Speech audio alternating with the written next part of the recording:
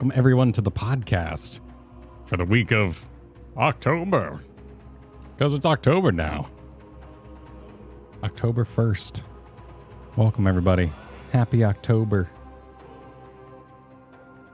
How goes your Halloween planning? I don't know. I don't know what to expect from Halloween this year. Oh wait, because you're going to be in Japan for it? Yes. I have no idea what I'm in for. Yeah, I don't know either. I'll be spending part of my Halloween on a bullet train for the first time in my life. Okay. October 31st is bullet train day it's the first bullet train day for me. Do bullet trains have snacks? I think there's limited service on the train itself. I believe the more popular thing to do is to get to the station a little early because they have markets with extensive bento box options. Oh yes, the bento boxes. Yeah, that you bring on the train. Yeah, and then eat enthusiastically and yell how delicious they are at the top of your lungs because you're so quirky. Is that an anime reference? Are you watching a lot of vlogs? No, it's a that demon. Seemed extremely specific. It's a Demon Slayer reference, is what it is. Hello, okay. Hello, everybody. Hi, faces on. Faces on, Nice. everybody. Our faces are here. Look at our faces. Look at our your faces. On. Look at We our are faces. live. We are live. We are indeed live. We're live on live. We're live on Twitch. We're live on YouTube. Welcome, everybody. Hope you're having a good week out there. Live at your mom's house. This is our last Wednesday podcast, right? For now, Back to Monday. There's always next week. There's always scheduling things that happen throughout the week, and things get crazy. But things will return to non-Patreon-a-thon normal next week. Let us lead by saying thank you to everybody who's signed up over at supportourbromance.com. It's been a phenomenal Patreon-a-thon. We still have 3 days left of it, including today. Tomorrow we are attacking the end of Act 2 for Expedition 33. And Friday will be our pool Q&A, Florida Boy Q&A happening. So look forward to that. But today is podcast. Friday, we might need to immediately do another Patreon-a-thon because we may break my laptop. Because it's going to be by the water? We may soak my laptop. Guess you could get like a shield of some kind. I'm definitely going to elevate it slightly off of the pool deck. I'll tell you definitely. that right now. Yeah, I thought about a million ways to shield it, and I was like, all of those will end in overheating. Every single one of those will end in overheating because it will be outside. Okay, well, we'll be calm. We'll be calm about it. Well, we will be calm. We'll be very, very calm. Yeah, I'm planning to the problem with my home is the Wi-Fi outside is awful. Actually, the Wi-Fi in most of the house is awful. So I really need to figure something out Wi-Fi wise. My house is hardwired for Cat 5. But I'm like, I can monitor chat on my phone. My phone is more or less water resistant. My phone is fairly water resistant. Yeah, if you get the as long as you get the microphone. Wi-Fi is ass. Yeah. It's then I could have the laptop pretty far from the pool, and we could just bring in a webcam as long as it'll stretch. Because who cares? We lose a webcam, it's not the end of the world. I have Eero, EERO, and I have one upstairs and one downstairs. EERO. What is it? A Wi-Fi extender? It's a mesh network. It's a router, but there's two of them. I can't tell you how it works because they both come out of the wall. A router would mean that it is what provides internet to your home. That doesn't sound right. No, it is. And then it goes into a splitter thing, which I think is also called a router. So I'm not sure. I don't know this very well. Yeah. Okay. So you don't use a provided router from your ISP. Okay. So Applevan says is a wireless mesh network with a router. With a router. Okay. All right.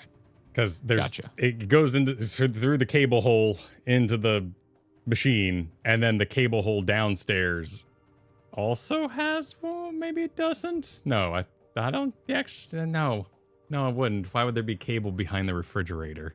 Yeah, that doesn't make any sense. I have no idea why there would be. Well, I mean, there are smart refrigerators, so I don't know. My house was built in '86, so who the hell knows what they're doing these days? Refrigerator.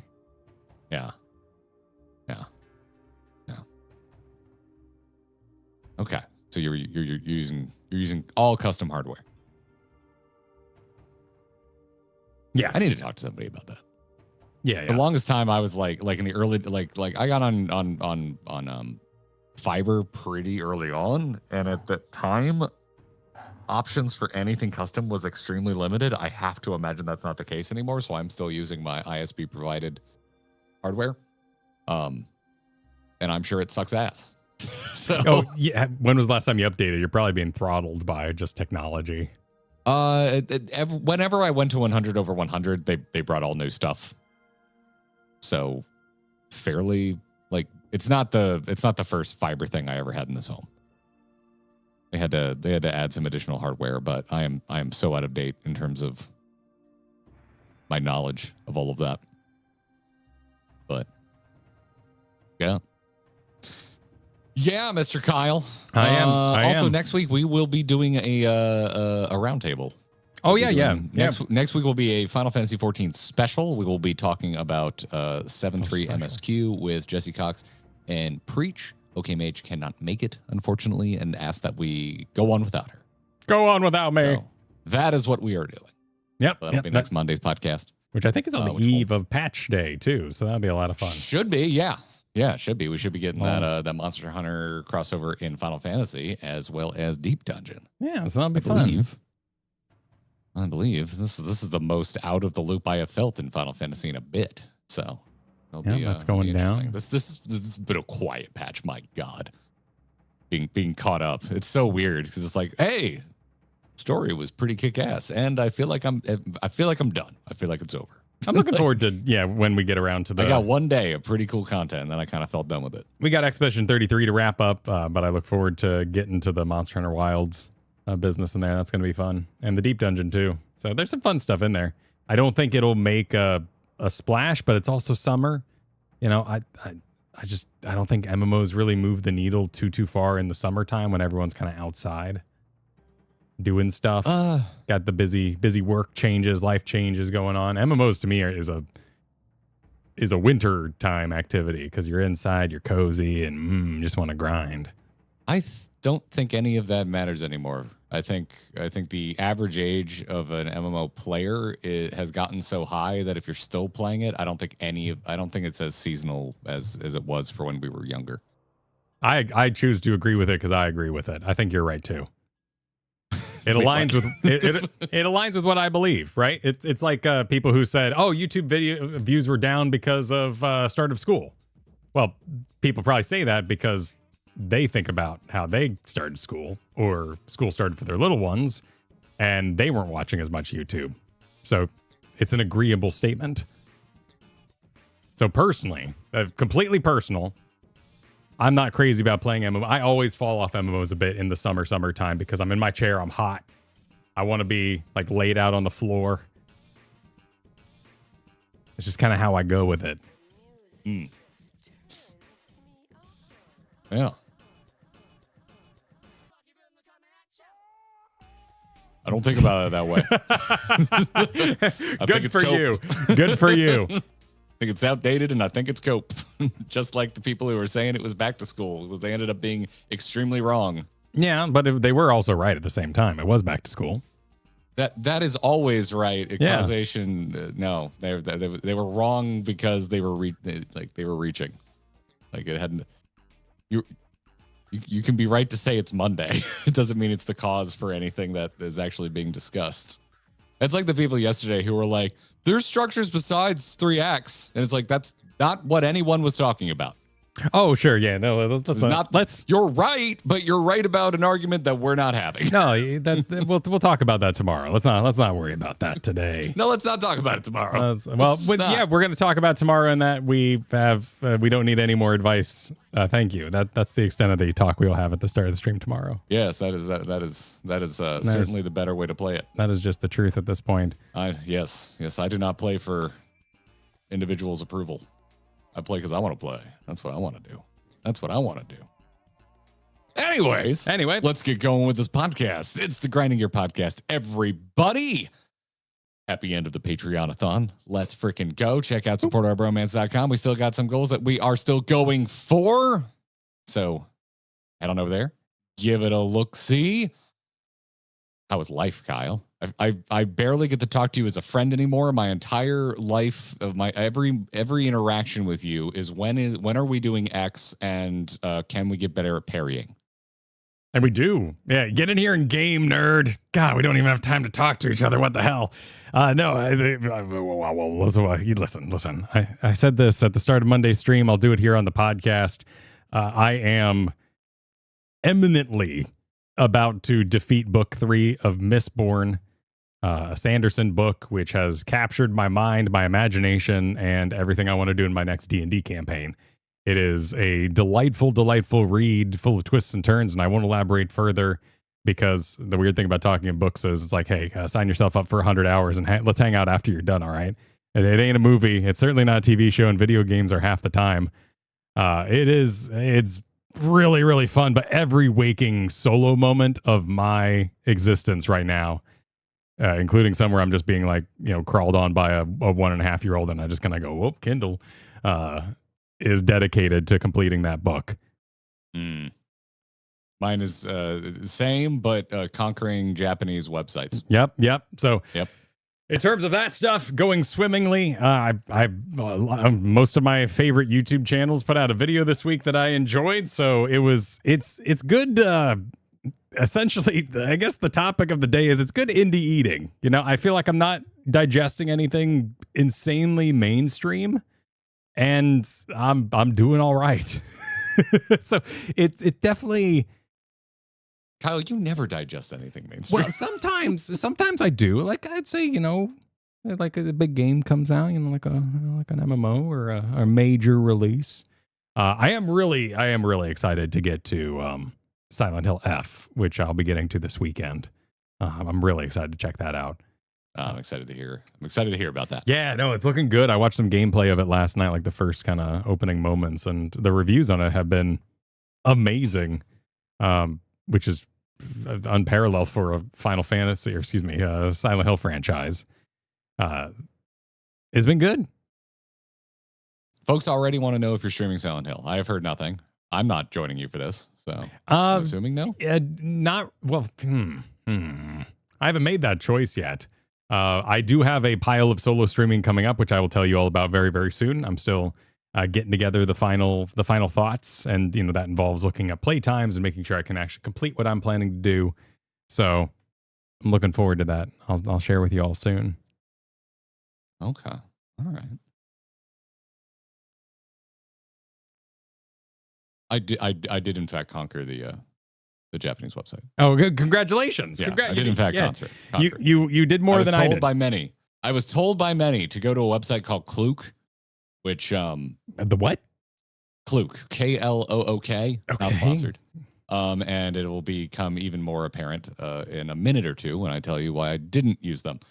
Klook is a popular website to use if you are traveling to Japan because they interpret what are otherwise regularly poorly designed Japanese websites for any sort of activity that you may want to do while you are there, and then they put it in much more easier to comprehend UI and language of your choosing. So English for me. I saved like $50 on premium seats over the absolute dirt cheap seats by not using Klook. So we ended up booking last night, pre-booking, because you can save money if you pre-book for trains in Japan. Doesn't really matter for normal trains, like, just like kind of getting around Tokyo trains or any other city you might find yourself in. But if you're doing the bullet trains, the Shinkansen, if you're going long distances, those are pretty damn pricey. Pricier than I ever expected them to be, and you do save a decent chunk of cash if you book them ahead of time. So, we learned that at least for most of the Shinkansen that we are looking at, there's like 3 tiers of seats. There's like kind of like a plane. There's like the budget, just get in there, get on the train and go seats. There's a mid tier like with more business, with more leg. Oh, he done disappeared. Hang on, everybody. Let's see if we can get him back. We want to be chill because there's always a good chance he can actually hear us too, which is always very frustrating when this sort of thing happens. Just throw your hands up. Playing my song. The butterflies fly away, you know?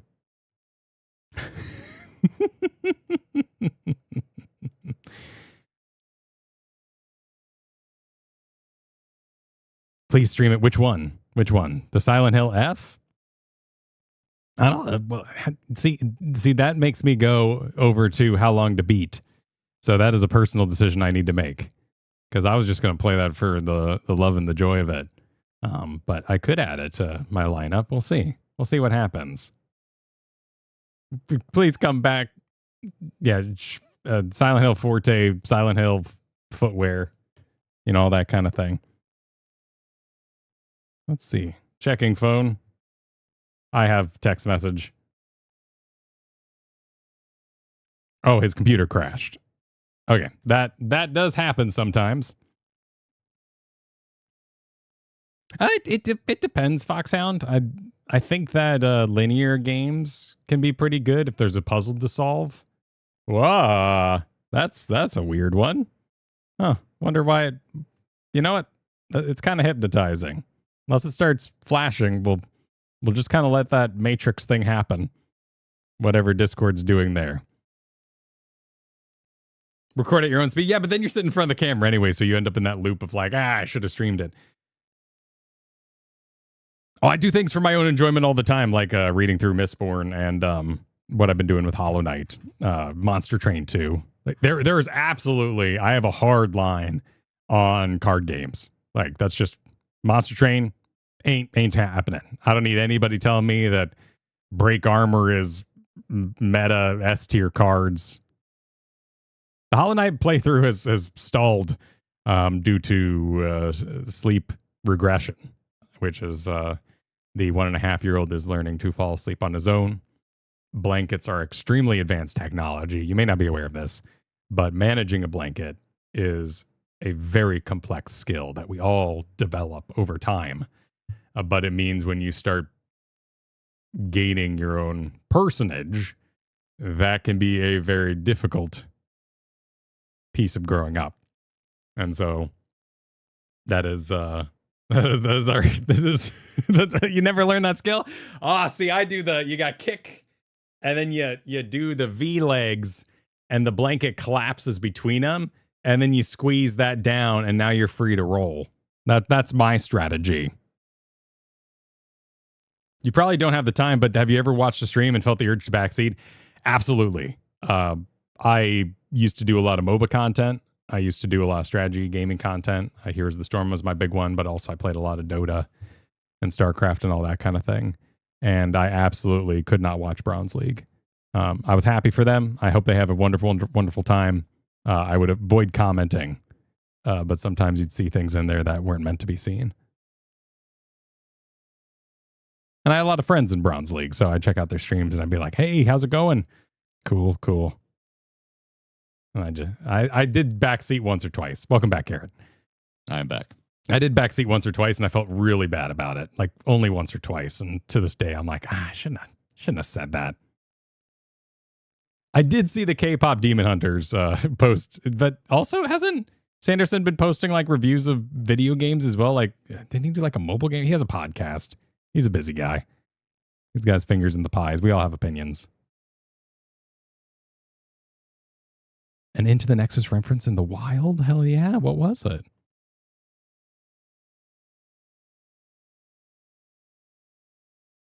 He seems to very much enjoy writing. And what I like about his writing is as long as a character is true to themselves, they're rewarded.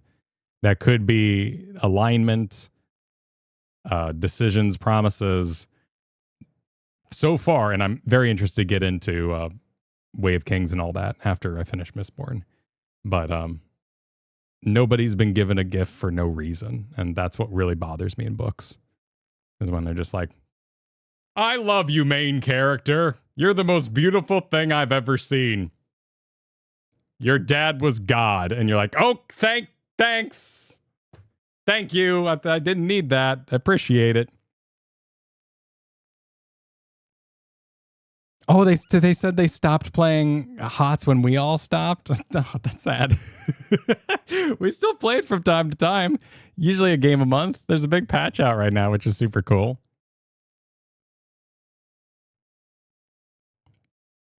And they got a new mount and all that.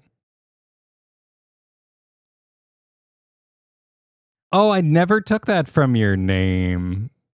Oh, that's interesting. I'm terrible with the names because I'm not streaming it, and I'd still be terrible with names, as you well know. Just tell me when to stop, Garrett, by the way, if you're, investigating things and whatnot. I'm ready whenever. I'm just letting you wrap up. Oh, okay. I'll wrap up here. I call everybody by my pet names of them: Elrond, the Onceler, and such, and so on. All right. Bring it on back, Garrett. I make no promises because that seems like there's something very wrong with my computer. So this might explode later. Okay. Anyway. Just picking up where we left off. I'm a little shook. Let's see here. Websites, train fees, train things. Yeah, there's tiers to freaking bullet trains in Japan, just like going flying. And anyway, I would have spent like $250 on cheap seats with Klook, and I ended up paying like $160 on business class seats by just using the damn official website. So it looks convenient. It reminds me of Kayak and all those sort of things, and I'm afraid that the fact that I've visited it now to look at it will mean all prices will be increased next time I look at this in 10 years. I am in the exact same conspiracy theory bucket that you are in, because I'm like that totally. That 110% happens. Oh, dude, we have some news Number one today. reason I use a VPN. We have some news today where I have a Google phone. I have this really convenient big Google search bar at the very top that I can just click and start searching whatever I want. I went to go search what we're going to be talking about today. I was like, no, this is a Firefox topic. Let me go down there. Firefox topic.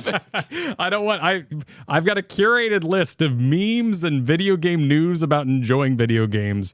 Also, a lot of people concerned about the new Critical Role, which makes sense because I look up D&D content. So, I was looking up who bought EA, and now my Twitter algorithm is completely screwed. Exactly. Yeah. So different strokes for different search engines. Yeah. Yes, exactly. But hey, speaking of which, let's talk about who bought EA. Good. Oh, great news, everyone. Shove it. It's great news. It's such good news, everyone. EA's been purchased for $55 billion by primarily Saudi Arabian-backed investment funds. That is a shitload of money. That is an absolute shitload. How much? Dude, you want to know, my first reaction to this was, I'm surprised anyone thinks EA is worth that much. Okay, how much? All right, so how much was the Microsoft? I forget deal? About sports. They must make a truly ridiculous amount of money from their sports division. Well, yeah, which is probably my blind spot. Battlefield 6 and all that. Yeah, there's Battlefield 6 is like newcomer. We haven't had a Battlefield in a while. It's been even longer since we've had a successful Battlefield. So the Microsoft Activision Blizzard buyout was $75 billion. So this is less than that.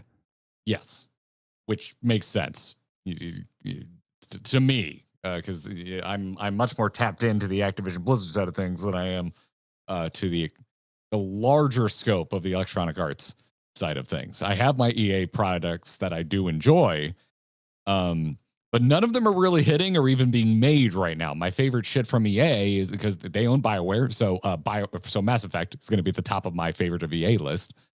And I speak as someone who hasn't even played Andromeda, on top of the fact that there hasn't been anything since, and we're still a far way out from the next installment in the Mass Effect franchise. And I like Need for Speed, which I also own, and they haven't made a new one of those in going on 3 years. Been a minute. So, yeah. And then I'm like, admittedly, I just, I couldn't tell you the history of sales over on EA Sports. But, I know FIFA's huge. I know Madden is huge. I have no sense of how their basketball games do. I assume whatever the popularity of soccer to football, it's probably equitable in some way. It's probably large. Not as popular as FIFA or Madden, but probably still does well in its own right if I had to take a guess. But yeah, this is nuts. This is just freaking nuts. It just kind of feels like Saudi Arabian money is like the new Embracer Group, is the new all the Microsoft buy-ups. Well, all that kind of stuff. Yeah, and before that, we had in the 90s all the other corporations like Sony and Toshiba and all that kind of stuff that was going down. Japanese companies buying up everything. So it's an ever-changing loop of who's buying what and selling off what. In fact, one of my this led to, full disclosure, this was so hard to maintain in my head because it's just such an absurd amount of money and actions that don't make a lot of human sense. So every time I tried to look up something about this, I always ended up down a very interesting rabbit hole. Like, I was like, wow, what was shitification like in the 90s? And so I started reading about that. And like, what products did our parents love that we've never heard of that slowly got worse? And to us, we were like, sick, AOL. Oh, by the way, rest in peace, AOL, as of yesterday. Wait, what? The final dial-up to AOL happened yesterday. I did hear about that. I just forgot what date it was. Yeah, I think I read about it coming up. Yeah, so they're gone. Oh, that was my first internet provider in the Wines Earl home. Was AOL. So I started going down that road, and I was like, okay, so yeah, so there's things get shitty sometimes. It's an endless cycle of things get good, selling out, trying to make more money, things become bad. Okay, sure. And then I go to the next chapter and be like, and some EA chairman or CEO would be like, we believe in AI technology blossoming into the future. And I was like, okay, cool. And that led me down to figuring out how much water AI uses, and then being like, and then I got sent all these articles from our fans, like how much a 16-second video is actually a toll on the environment. So I was looking up that, and I ended up on R Vegan talking about AI. And that was fascinating because the vegans are pissed as shit because they're like, can we stop talking about AI? It takes more water to feed a bull. Stop eating meat. Change yourself before you change the world. So they're pissed off because they're sick of hearing about AI because they just want you to stop eating meat. And then I went. Cattle production it has a rather massive effect on our environment. And so then I went to a 6-year-old birthday party, and I couldn't look at my phone there because it was called a pool party, but they had a bounce house, and not a normal bounce house, like one with a water slide attached to it. And then there were 5th graders there in the bounce house with the 6-year-olds. So we have to like take over safety measures. I would have gotten out a vest if I had one. What is your point? My point is it's really hard to fathom what the shit all this is and not just let it happen and just stop buying EA things. Like, it's so much easier to just not fathom this and go, you know what? You're not really making anything I want anyway. I guess I'm good. Like when an MMO company or a multiplayer company, which I know EA has a lot of multiplayer games, I just don't play them, does these sort of things, I have this great internal crisis. I'm like, oh man, is it morally okay for me to keep playing this game, buying this game, getting expansions, paying a sub? I felt none of that with this EA. And it was so easy to just be like, okay. And my phone was just being like, BioWare fans are scared. I'm like, we've been scared forever. What does this change for the average BioWare fan? Yeah. You already don't have things to play. I'm already not getting what I want. I mean, I guess we got a Dragon Age this year. There was a Dragon Age, yes. It didn't exactly light the world on fire.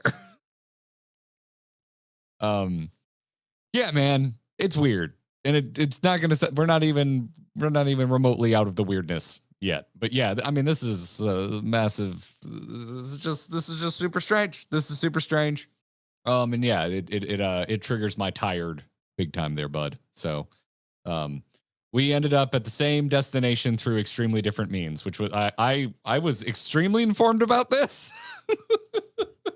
This happened, and I was like, whoa.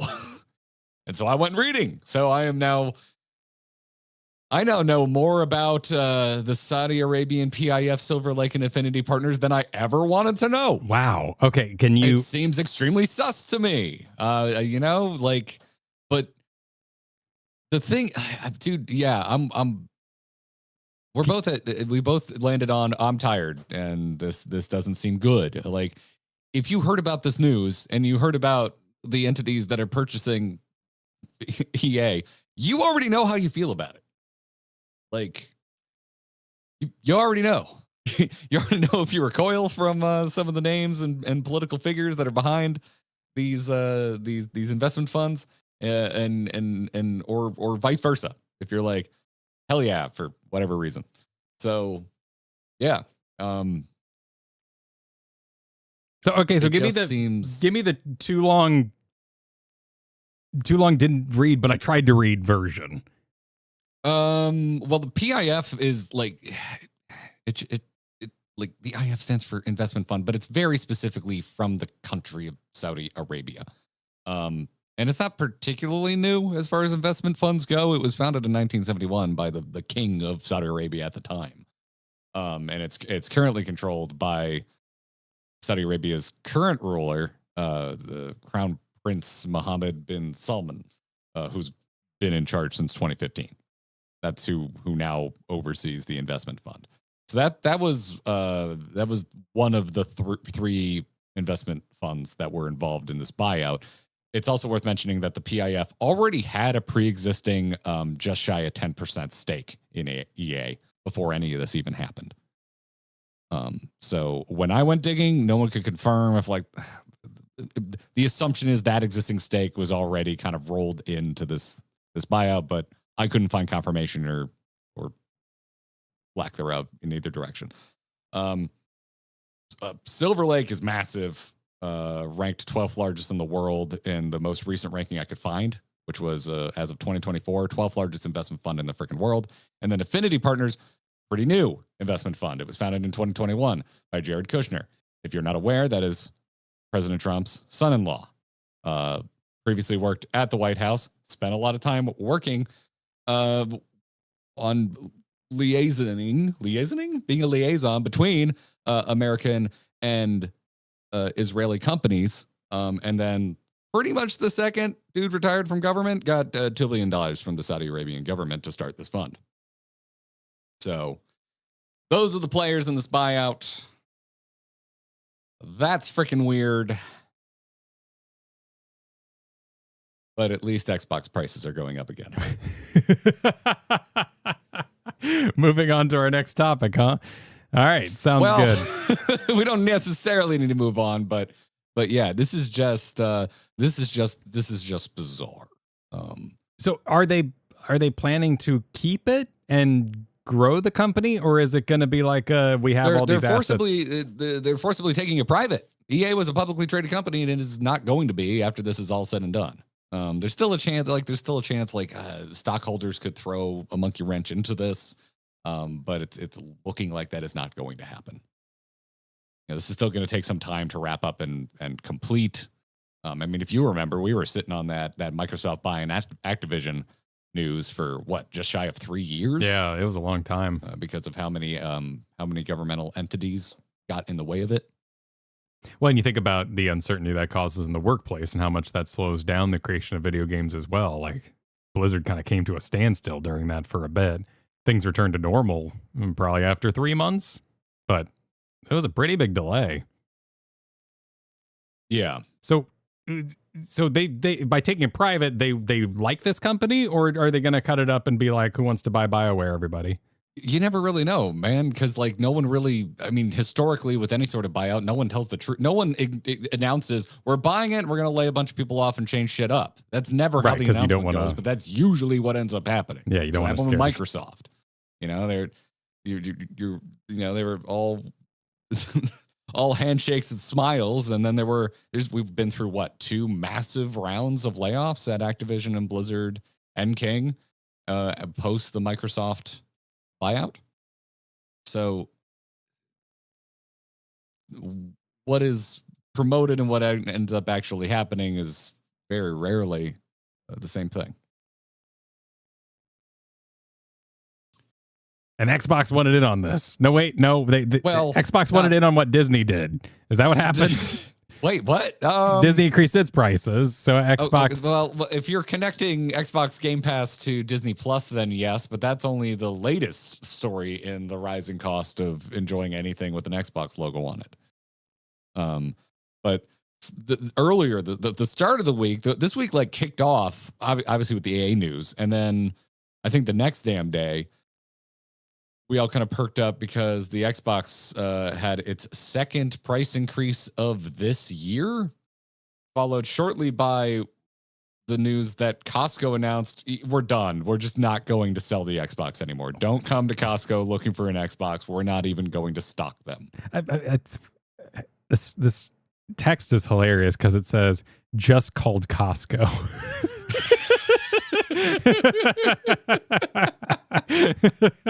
Welcome to the modern day that we live in. I just got off the phone with Costco. Oh, jeez. Too many boxes in the call, but it worked out in the end. The forklift was so loud I could barely hear it. But and I'm sorry to folks in chat right now who are just now learning that Costco even sold consoles. That's just Sam's Club. That's how I grew up. As there was all the TVs when you'd enter Sam's Club or Costco. There was a big pile of TVs, all with random shit on them. And then if you walked around the corner, there was like those cards you could get to go get a controller up front and consoles. And there used to be gameplay stations. Those don't exist anymore.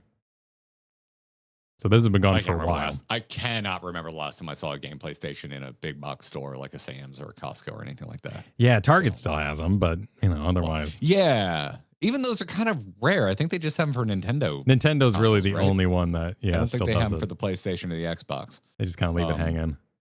Yeah, I've been looking at so much retro tech. My Facebook Marketplace has actually stopped showing me cars and started showing me. There's apparently a massive secondhand market of selling game demo kiosks. So my entire Facebook Marketplace is like, would you like a PlayStation 2 demo kiosk from Target? Why? I'm like, I never thought I did, but that looks kind of sick. Huh, that's okay.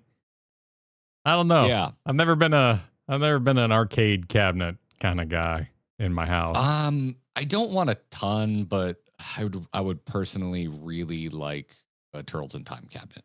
And maybe a Mortal Kombat 3 cabinet. Like, I feel like I could get billiards out of my veins pretty quickly by going somewhere else. That's not my house. Yeah, growing up, I really wanted a pool table, and now I'm just like, I don't need it. I'm not gonna play pool that much. To be fair, I take a D&D table, so I guess we all have our things. So we don't have any plans going forward to carry an Xbox console. The retailer said, noting that this was a business decision. I mean, I guess how many people are really buying it? Is it directly tied to the price increase? It certainly seems like it. They didn't say that's the case. I believe the official word was it's a business decision. Yeah. I think that was as detailed as Costco got with it. But the price increase happened and this news broke. And this is the second price increase this year. Everything except the Switch 2, every major console except the Switch 2 has had a price increase this year. What am I leaving out of that for the sake of this conversation? What I would consider more niche handhelds, like the Steam Deck. I don't think they've had a price adjustment this year. But I don't know off the top of my head. But the PS5 went up in price. Every Nintendo Switch except for the Switch 2 went up in price, and the Xbox, the entire suite of Xboxes, and there are many models, they all went up in price. But now the Xbox is going up again for a second time. So I charted the history of these price increases.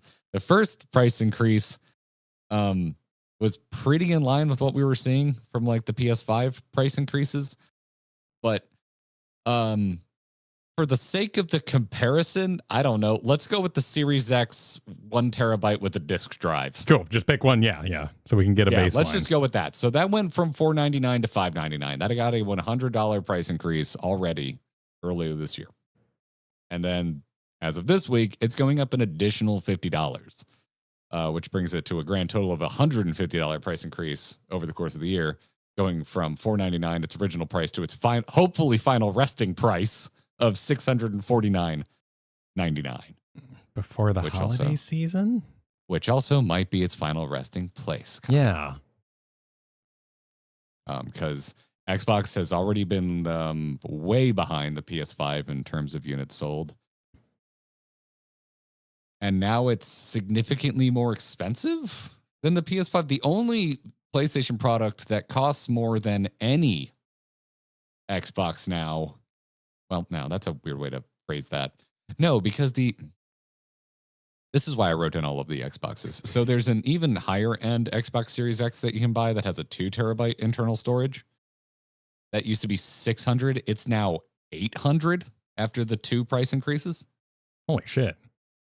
That's not even as much as a PS5 Pro. And a PS5 Pro is like an extra level PS5 that is above the normal ass PS5s that you and I have. Because you have a PS5 digital, I have a PS5 with a disk drive. There's a PS5 Pro that released a little bit later that is just straight up more powerful. It is kind of like the phone. Think of it as the phone upgrade cycle. It is a more powerful console with more teraflops, if that's a thing that you'd like to keep track of. And that is the highest end PlayStation you can buy, and it's $750. It is $50 cheaper than the Xbox Series X, which you are really just paying for more storage. An Xbox Series X with 2 terabytes of storage is not more powerful than the Xbox Series X with 1 terabyte of storage, and it's not more powerful than the Xbox Series X that doesn't have a disk drive. They're all the same, just some have disk drives, some do not, and one has more storage. That's insane. Like they're basically just like handing the win to Sony. I wonder what the split is on computer users now for their Game Pass. Or, I mean, are there really that? Can you just use it? You can use an old Xbox on Game Pass, right? Like, you don't need the newest. I'm sure there's a cutoff at some point, but I don't know where it is because you probably can't get certain games, and there's some sort of like, this isn't available for your console. Yeah, I would have to imagine that. Yeah, if you're still rocking the previous Xbox, you'd be locked out of anything that's for the Series X. Just like if you're still playing on PS4, you're locked out of anything that's a PS5 game.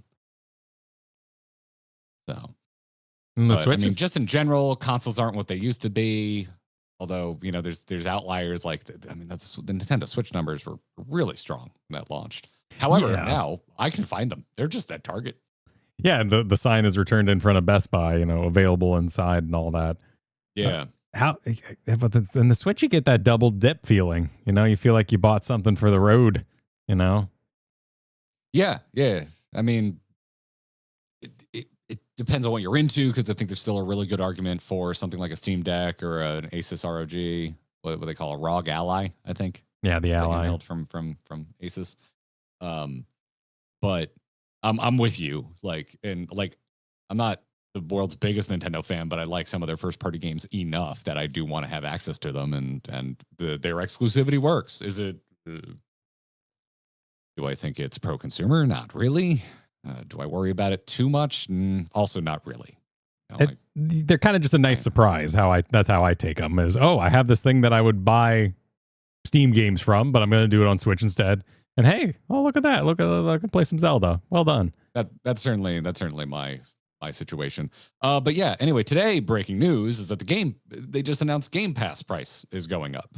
Last time it went up was in July of last year. It is now going up once again. The top tier, which is the one you want if you want like day one new games, is going from $19.99 to $29.99. Whoa. Yeah, that is a 50% increase. Holy shit. Pretty bonkers. Okay, so how's the cloud doing? Is anyone, not great. Is anyone doing that one? Not great. Okay. We got those unbeatable benefits like cloud gaming. Sorry, so they're all PC and console. That is so much money. That's a lot of money. Yeah. As always, like you buy an annual plan, you save some money, but all of that has gone up a percentage increase to be in tandem with the overall increase in price. Holy shit. Yeah. So I don't know, I feel like I guess if you bought an annual subscription like yesterday, you really won out on this one. But that has a lot of money. And it's it's wild, dude. Like I don't really do the I have not done the console fanboy thing in a really long time. Growing up, I was a Sega kid, and then I got the N64, and I was very much an N64 kid instead of a PlayStation kid. That was really easy because like literally everyone I knew had a N64. So we didn't even have really any PlayStation kids to argue with as kids. But I think the last console that I felt like it was my group, my tribe, whatever you want to call it, was probably the Xbox 360. That was probably the last time that like I felt any sort of identity associated with my console of choice. So like I really like I have a lot of fondness for Xbox, and you know, I don't think about life that way anymore, but that's a little bit in my head this week because I'm just like, man, how the mighty have fallen. Like it's just kind of undeniable that it just feels kind of over for the Xbox. They're not announcing. It's not like they've announced that they're going the way of the Dreamcast, that they're just like, and we're done. But it feels, I just don't see a world where they put another console out after this. I actually watched a YouTube video this week that was kind of interesting about the death of tribalism in video games and how many channels have been struggling to find their identity because it used to be Nintendo gamer, Xbox gamer, WoW gamer, everything versus WoW games, like that kind of thing. And those videos just don't do well anymore. That is what I see as the bright side of all of this, is that overall prices have gone up. That's not great. If you still buy into console war, you're probably not having a good time if you're an Xbox fan.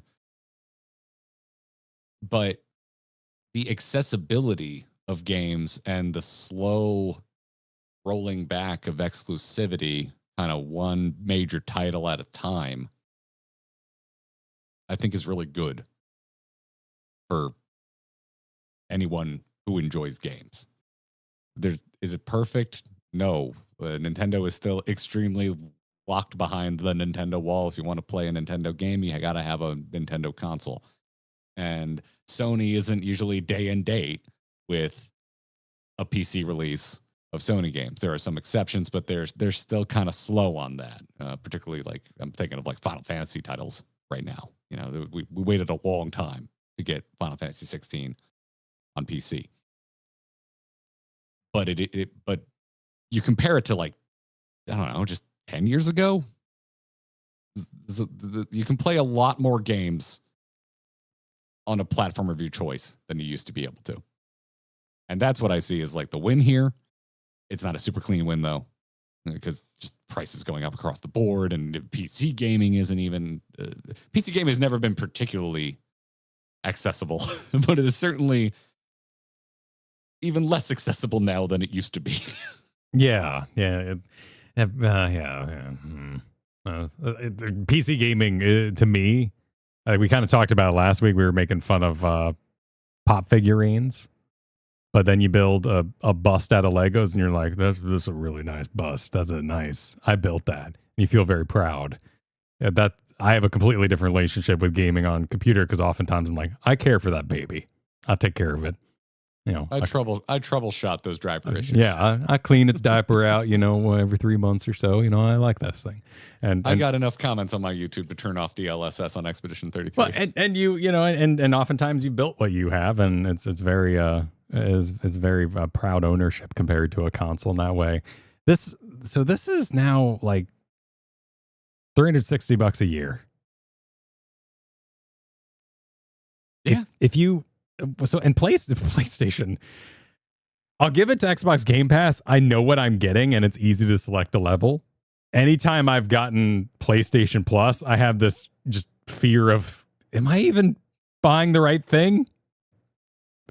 Premium, extra, essential. Maybe essential, premium, ultimate makes more sense, because premium, and then it's like you get discounts. It's like, what? I got like a membership, so I keep buying I get your points in your room or something. It's so confusing.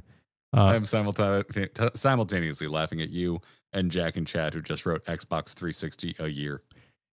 That's a nice tagline. Yeah. Beta for Azeroth. We need those. I think I have already named this episode Final Resting Price, but anyway, yeah, it's nuts, man. Like, and could it be because I still consider Game Pass like easily the best gaming subscription service. That's what they It's like said. That's what everybody Nintendo's said. is super piecemeal. They made a big deal about bringing GameCube games to the Switch too, and there's like 5. There's barely any games when you click on that GameCube icon. And now their big announcement is Virtual Boy, which actually I am excited in a way because I do like Virtual Boy, but it's like, that's not going to be a system seller. It's not going to be a sub mover. Like there's not that many people who are interested in Virtual Boy. It's like only a value add for weirdos like me. And I'll probably still only load up Mario Tennis like twice and then never play it again. Yeah, it's fine for a good explorer or letting the kids click around. And that's what we have it for. Like I've always looked at Game Pass has been like, this is just an embarrassment of riches, but that was because like the price was at the price that it was at. And now at $30, I start going, it doesn't matter how much you're kicking PlayStation Plus's ass in game availability because PlayStation Plus tops out. The top tier is $17.99. Compared to 30, which is the $29.99, which has this weird statement of Ubisoft Classics and EA Play included. Well, is that a factor? The EA Play is included? What the hell is Fortnite Crew? It doesn't come out till November? That's got 2 stars on it, by the way. That's got 2 asterisks. Yeah. I can't even find the first asterisk on this thing.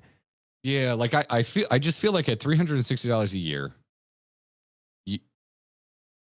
it's really hard not to just start going, all right, well, just like how many games a year do I even beat that are full price? You know, like even at like $70, which was a lot of games cost these days, that's 5 brand new games that you can just buy and, you know, actually have. Well, and that's where I got burned. I got Persona 5 on Game Pass when I had it back in 2000. What was that, like 22? But I'd never beat it. And now it's kind of behind this wall of like, well, I'm not going to get Game Pass just to go beat one game, but I don't want to restart it either. So I guess I just won't ever finish Persona. That's on me. That was a mistake I made. Starting up something that large on a subscription service. 100-hour game subscription service, please. Maybe not the right call. It's easy to fall into that if you're like, you already have it, right? And you're just like, well, I'm kind of curious to see if I like this. And you're like, oh no, I like it. And I have the sub rolling and I kind of forget about the fact that my access to this is very directly tied to if I'm paying the sub or not. It's also really weird that they have Riot all over this thing, but no Blizzard.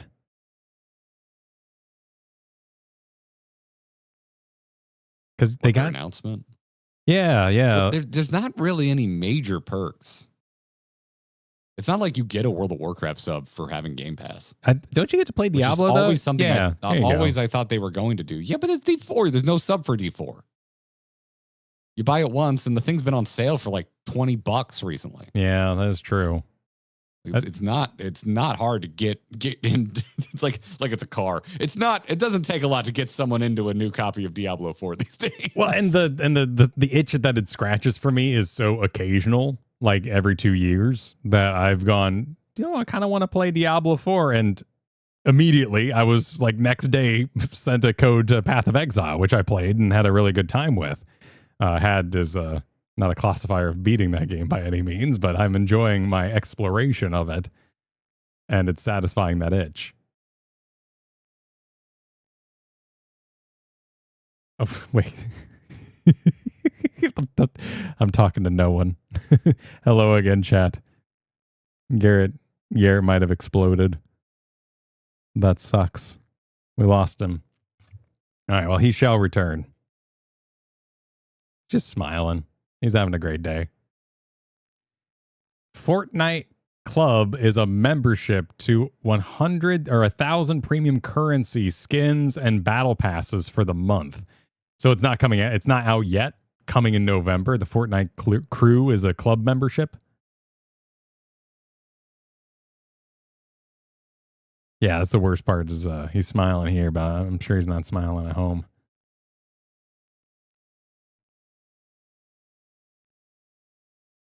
MMOs are such a different beast, though, because an MMO is like a public space.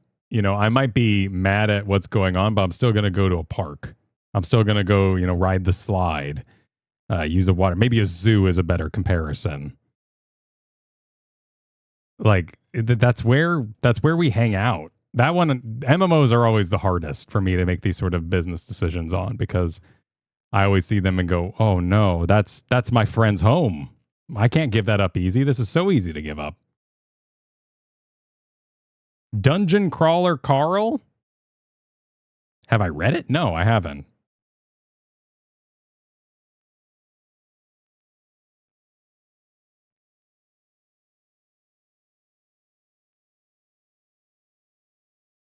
So subscription for battle passes? I mean, I'd rather have that for simplicity. I don't know. The only battle pass I ever really interacted with was Pokemon Unite, and that thing was awful. That thing never gave you enough time to actually beat what you wanted to do. And then it just asked for more money because that battle pass was ending. Unless you played like every day, endlessly, there's no way to get the final skin, so you just have to buy it. Garrett says, my computer just shut off. Complete full freeze. Probably good if it's, yeah, and that's a decision you can make. Certainly, I think a lot of us had that time period with whatever your MMO subscription is and go, $15? Are you serious? That I'm playing this thing as much as I would play 5 games during that time. Long story short, if you play Fortnite really frequently, it's worth the money. Fair enough. No, I don't think Garrett needs a new PC. I think he's just crashing today. I know so many updates have been going on. My road actually kind of shat the bed yesterday, and I had to run a bunch of updates. Everything's trying to update right now. It's getting messy. Luckily, Star Rails is long as heck. That's all. Yeah, I don't know anything about Star well enough. Greatest state developer? Okay, I'm very selective. I follow my friends' advice often. Like I Sleep in a Dungeon is one I read. Obviously, Solo Leveling. They come and go. Also, read a lot of manga on my phone when I'm into that kind of thing too.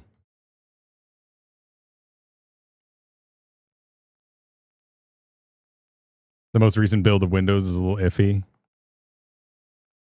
Yeah, I also, if you all remember 2 years ago when my Ethernet port was unupdated and we kept losing connection to streams, I am rather frequent with how often I go in there and make sure all the tiny pieces are updated.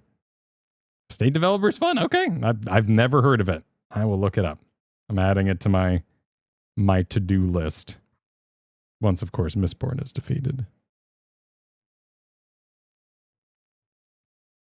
And I don't just dive into Way of Kings, I think it's called, or Kingmaker or something like that. For some reason, Kristen was like, you just finished Mistborn. You got to read Jules Verne. I'm like, oh, okay, sure. I can do that. What the hell is this called? Check out Beware of Chicken? What? Beware of Chicken.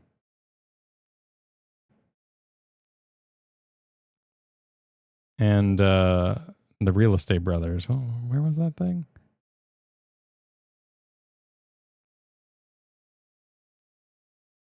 Okay, greatest estate developer.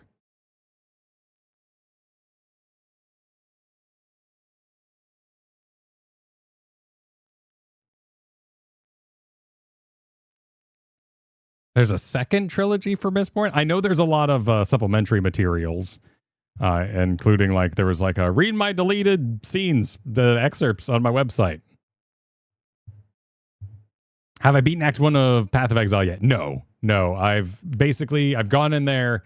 I've smacked a great many things. I've gotten my bearings. The menu is beautiful. It's a beautiful, that intro. Such Diablo 2 vibes. And I love the way it flows into combat. Anytime I play a new RPG, I tend to lean very heavily on melee, like just a melee tank, because I want survivability and ease of use and no elements. So I made a warrior guy. I just smack things, put a few orbs in my slots, and been having a great time with it. But I'm also, I was given a key for Kristen too, so I'm trying to wrestle up some time that her and I can both sit down and enjoy it, because it seems like just a good game for a little co-op. Entering second saga. Oh, interesting. I didn't even know they were doing that. 300 years later, that's fun. I probably won't dive straight into that. No, I'm definitely going to go check out, at least try to catch up on some of the Way of Kings kind of stuff over there. It's been nice. Was, what, 3 weeks ago we were talking about just all the ads all over everything, and something I read on the internet was, well, my book doesn't have ads, and that really spoke to me. And I started reading more from that day. But it's definitely eaten into my Steam Deck time when I'm not just possessed by a great need to play Monster Train all over again. I think it will. I honestly think it will be her vibe. She eats up that kind of thing. I know too that that's the other problem, and why I haven't beaten Hollow Knight is because I'm on the final boss and like 3 other optional bosses. I have like the weird flying polyp thing, a bee man who was a straight up jackass. That just seems like a DLC asshole. Way too hard for his own good. The collector. And I think that's it. But Kristen watched me play some of the arena, and she was like, nope, I'm playing this someday. I'm not watching anymore. So my ability to play Hollow Knight is almost exclusive to the time I'm alone, which is when I'm reading Mistborn right now. So I haven't made any progress in like 2 weeks. Same thing happened with Bloodborne. That was really sad. I started playing Bloodborne in front of her. She's like, nope. And then she beat it I never beat Bloodborne because I watched her beat it, and I was like, well, that was awesome. Moving on with my time. The Stormlight Archives. That's it.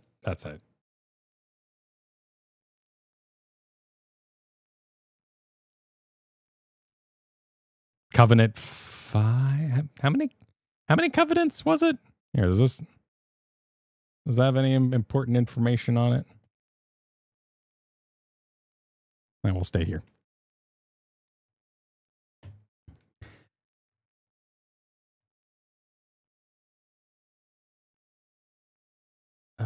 What was?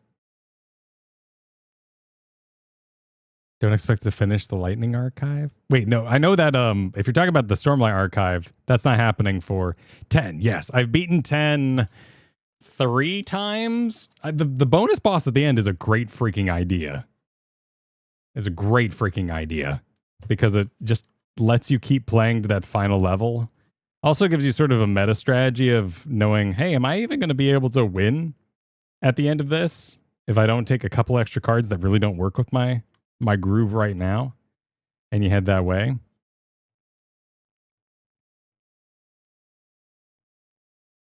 Hello. Is this thing working? Yes, you're very quiet. On my laptop because bad. Okay, I do have you turned down. Hold on. Don't adjust anything. Okay. I just also lost the entire podcast. Okay, we can download it off the stream.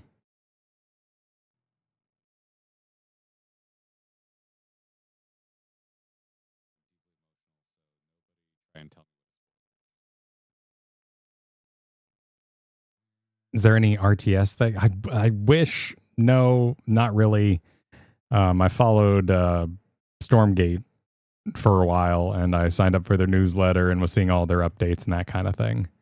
But the gameplay just never really gripped me.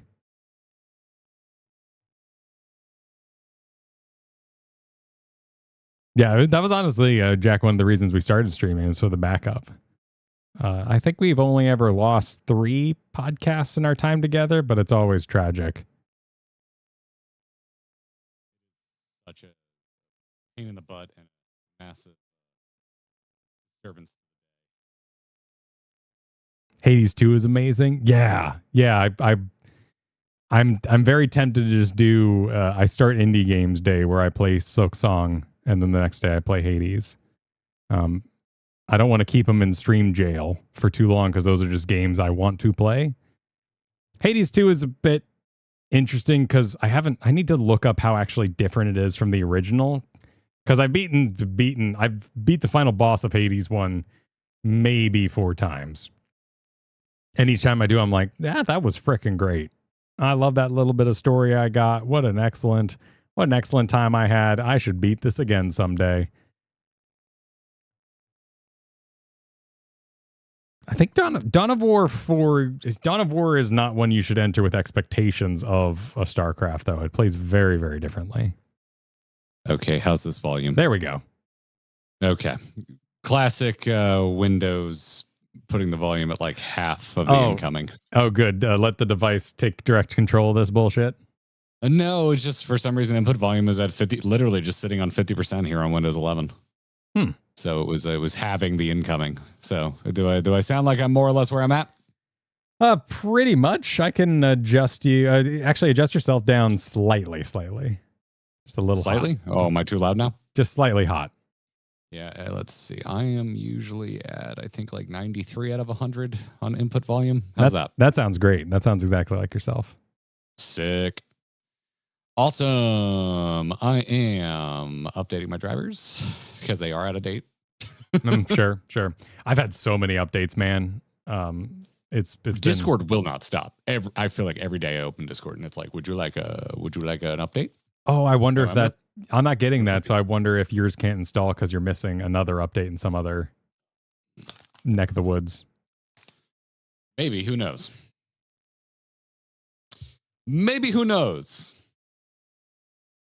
I don't know. This is officially the Chaos Podcast. What do you want to talk about next? My ability to be a good host is over. I mean, the only thing I was going to continue with is I do like Apple Arcade. I think Apple Arcade for $7 is a good price. I get a lot of use out of that. Yeah, because you can do the family plan thing too. So I can have both my kids on their iPads playing games on the same account for $7. Do you remember how much is a year of Nintendo like where you can actually play games? I think it was like $54. Damn, that seems like a really good deal now. It's limited. Really, it is limited. Yeah, but like at a massive fraction of the cost of I want everything on Xbox. Now then, they don't offer you that everything on Nintendo, but that's just so much money. It's a ridiculous amount of money. It is what it is. Yeah, that's actually chat brings up too. They do have Balatro, Slay the Spire, Vampire Survivor. Like there's a bunch of things that I don't even acknowledge their existence because they are rated too highly, too complex for kids, or I own them on another device. Yeah, those type of games, like I don't see them as a value add, and I don't mean that to put them down. I mean it to actually celebrate those games because I'm like, they are so affordable and so good that I would rather just own them outright. Like I don't want those types of games tied to a subscription. Much like my Persona 5 example. Yeah, straight up the same reason. Like I'm very married to my Balatro save. I've tried starting it on other devices that I cannot cross save on, and no. I'm like, no, I want all my, I unlocked all my decks. I've got so many chips. No, I'm not starting over. I refuse. But yeah, those types of games. Vampire Survivors, I don't mind restarting. I do not mind looking at a fresh Vampire Survivors account and being like, let me do this again. Oh, I got so much in there. I mean, I do too. I'm with you, but it's kind of fun. Vampire Survivors is fun for me to think like, how could I do this but more efficiently?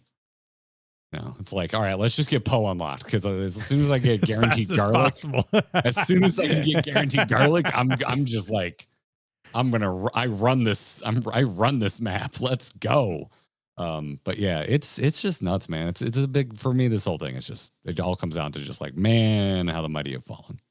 And who knows what the hell the future is going to look like. I do not think it's going to be them slapping their logo on an Asus handheld device. Like they're also doing that. We got to remember.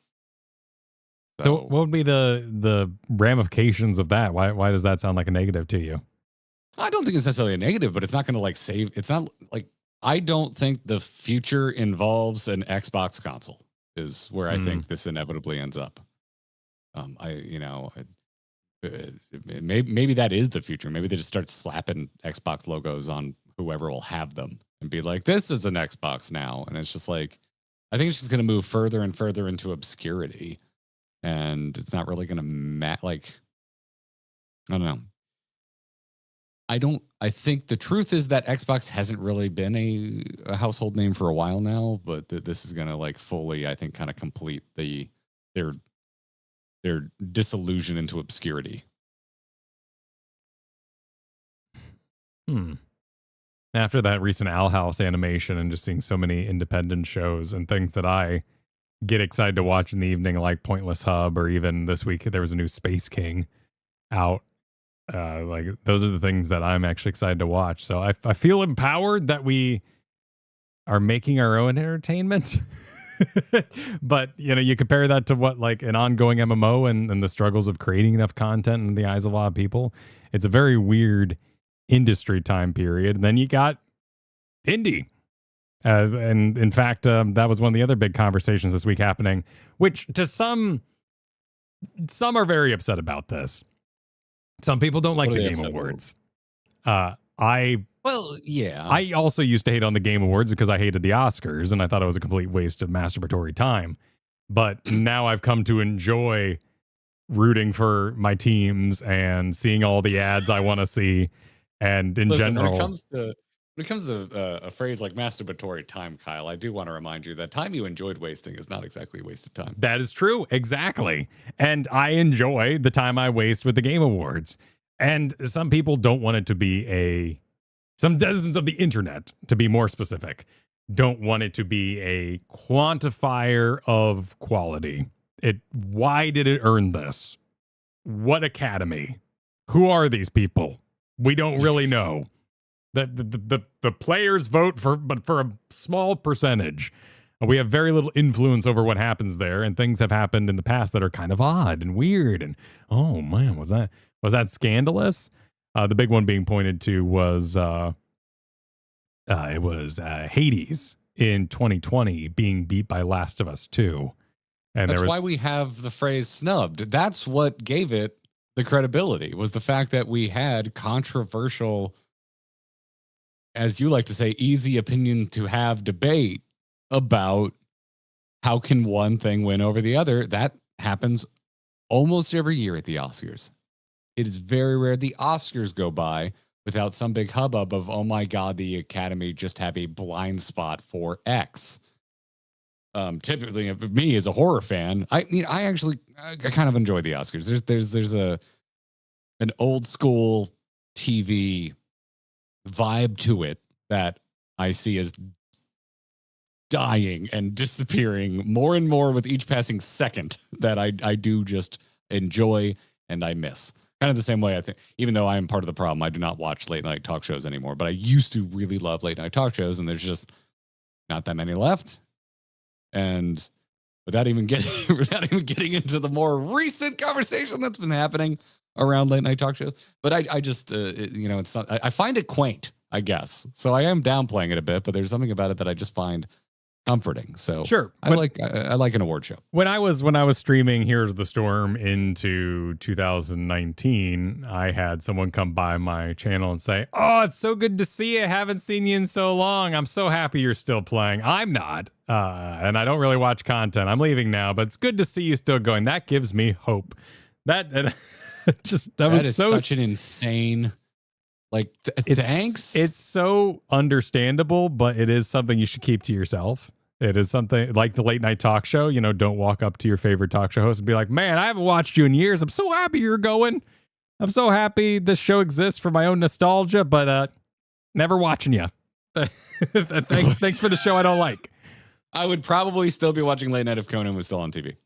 He makes a lot of side Conan stuff. His podcast is fantastic. Love it. Absolutely love it. But he was where I eventually settled. Like Conan was my man. And that existed really simultaneously alongside the old days of Jon Stewart Daily Show, followed by Colbert Report. Like that was my shit. Loved that stuff. Didn't really like Colbert when he made the switch to the late night. He just became too not funny. He lost the character, and during the time period it was produced, I still wanted that character. But I also understand you hear all those stories about people who watch the Colbert Report and realized didn't think it was a joke, and so I think he felt a little responsible. That's insane to me because it was literally on a channel called Comedy Central, where the first word was comedy. Well, I don't know. Maybe after the Daily Show, that thing's not always funny. It's sometimes very sad. Well, that is eventually what can happen when you cover politics. It's something that I've always enjoyed about the Daily Show, and something I always enjoyed about the Colbert Report, and something I don't enjoy about modern day Colbert is that I think he makes it too serious. I'll just watch the news then. If I want to be afraid, I'll watch the news. And that's where a lot of these comedians have ended up, where I'm just like, I feel just as terrified and uncomfortable as I do after I watch a 24-hour news network now. So John Oliver's still doing pretty good. Every once in a while I come out of a John Oliver episode extremely sweaty. But that means it's effective. But he's also only once a week, so it's like I can I pick and choose my battles with him. Sometimes I'm very interested for his rundown, particularly if it's hot on the heels of something I don't understand. But at any rate, indie games. Yeah. Indie games. So we have the incoming Game of the Year awards. There are people very, very excited, and I'm one of them, to see something indie win Game of the Year. And they're hoping that the industry doesn't kind of bury these things despite their success. Maybe I should say the Academy. If you're worried about that, that's power you've let it have over you. Any award ceremony only has as much power as you really give it. It's important because you think it's important. I'll talk smack if my favorite doesn't win, and then what am I doing that night? I'm gonna just go play that game and have a good time. They already won. They already got my money. If my favorite doesn't win, that's also where you get into the work exists. That's the important part. And you get into these semantics about what is a true indie game and how big, how much, what publisher was even allowed to put it out in the first place, team size.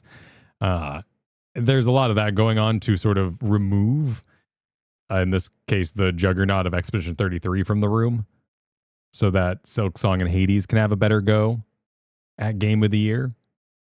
And right now, Silksong is still in the very positive department because of its difficulty. It's just gotten some bad reviews for being unplayable in terms of too hard.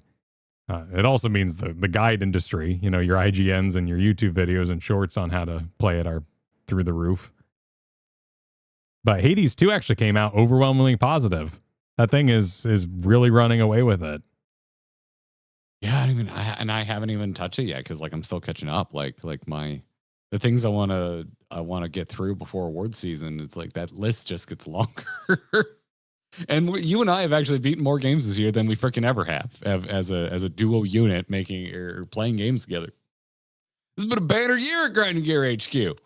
But we're still I just look at Hades 2 and I go, I know I'll like you, but I know you'll also take a lot of my time.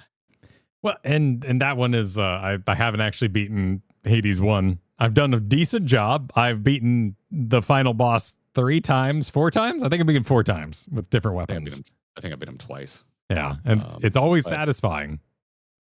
Yeah. Yeah, and it's probably still this conversation for another day. But right now, I have a malaise toward Hades 2 that I've only really started to think about the last couple of days, and I blame that malaise on early access. This is a personal thing, but I feel like I would be so much more excited for it right now if pretty much everyone I already know didn't already have 100 hours in this damn game. I think that's a very valid way to feel. Baldur's Gate was so easy to avoid because it was just Act 1, and I'll play it when it's out. I don't actually know what early access was for Hades, but I do know that those that participated in it felt listened to and felt like they actually helped make the game. And they're all completely pleased with this release, which would be your core audience at the end of the day. Yeah. Yeah.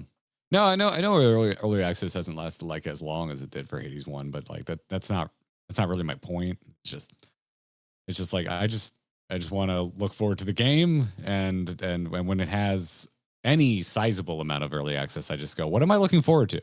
You know, like, because for the last many months it's been, I guess I'm looking forward to dodging spoilers like crazy. And then by the time it actually comes out, no one's really talking about it. It's the danger of these sorts of things. The same reason why you have such intense secrecy around a movie title, because if everybody gets too excited too early, they just don't care by the time you release. It's such a backwards thing of humanity. We want these really well made, crafted things, but we don't want to wait for them. And I do it too. How many campaign worlds for D&D have I written? And then by the time someone's like, "You want to play a game?" I'm like, "Yeah, I'm gonna make something completely new. I'm totally bored of that old idea. I ran it into the ground because I planned it too much. Just don't care." Yeah.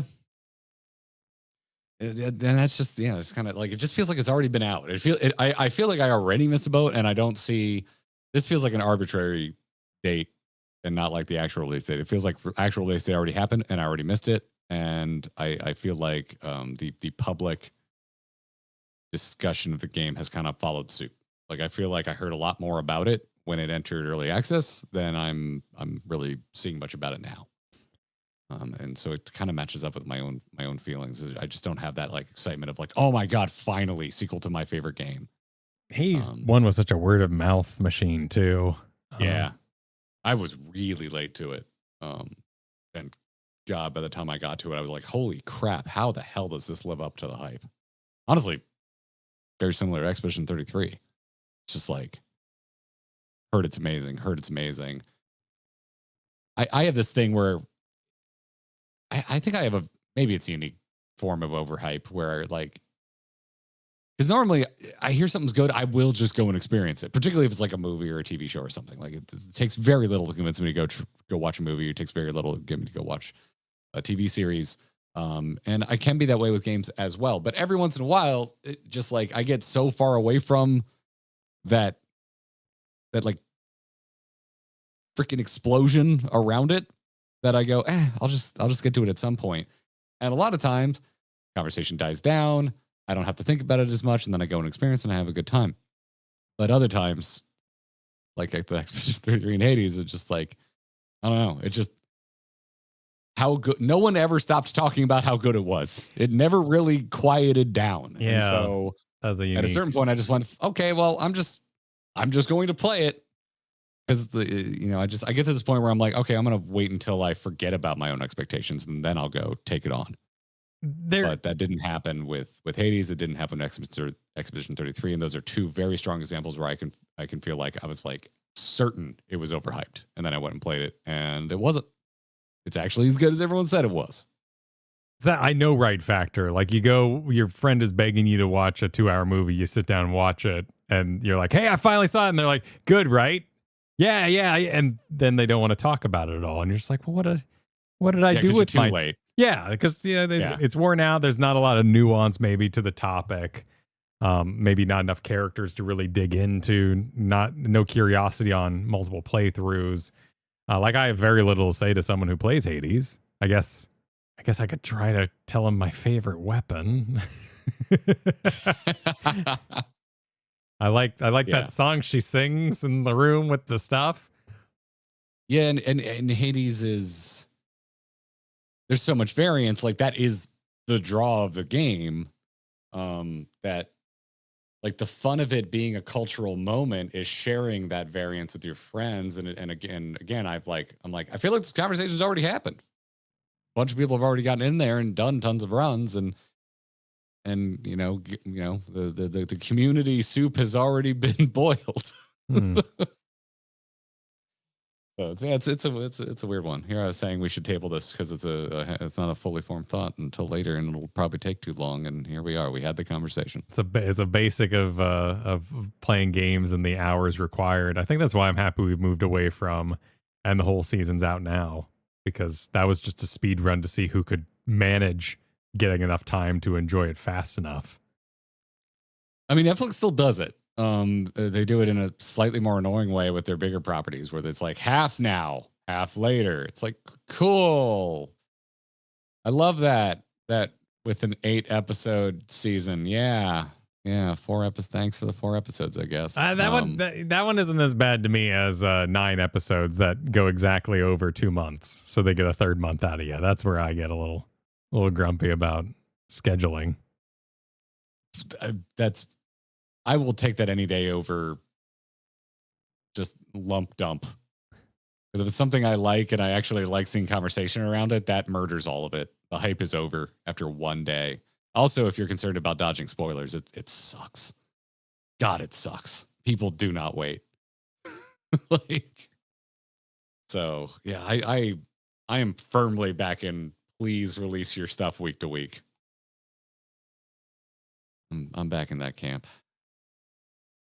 5 instances of nominated Game of the Years: Inside, Celeste, Hades, Stray, and Balatro. Oh, those are all really good titles. Are those all that one Game of the Year? This would be best nominated for both Game of the Year and Best Independent Game. So okay, but not necessarily one. More of kind of a breakdown that if you don't get Game of the Year, there's still a good chance you're going to win that Best Independent Game.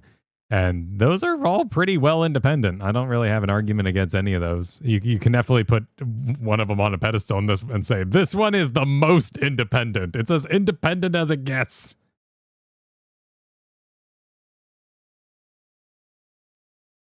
Yeah. I mean,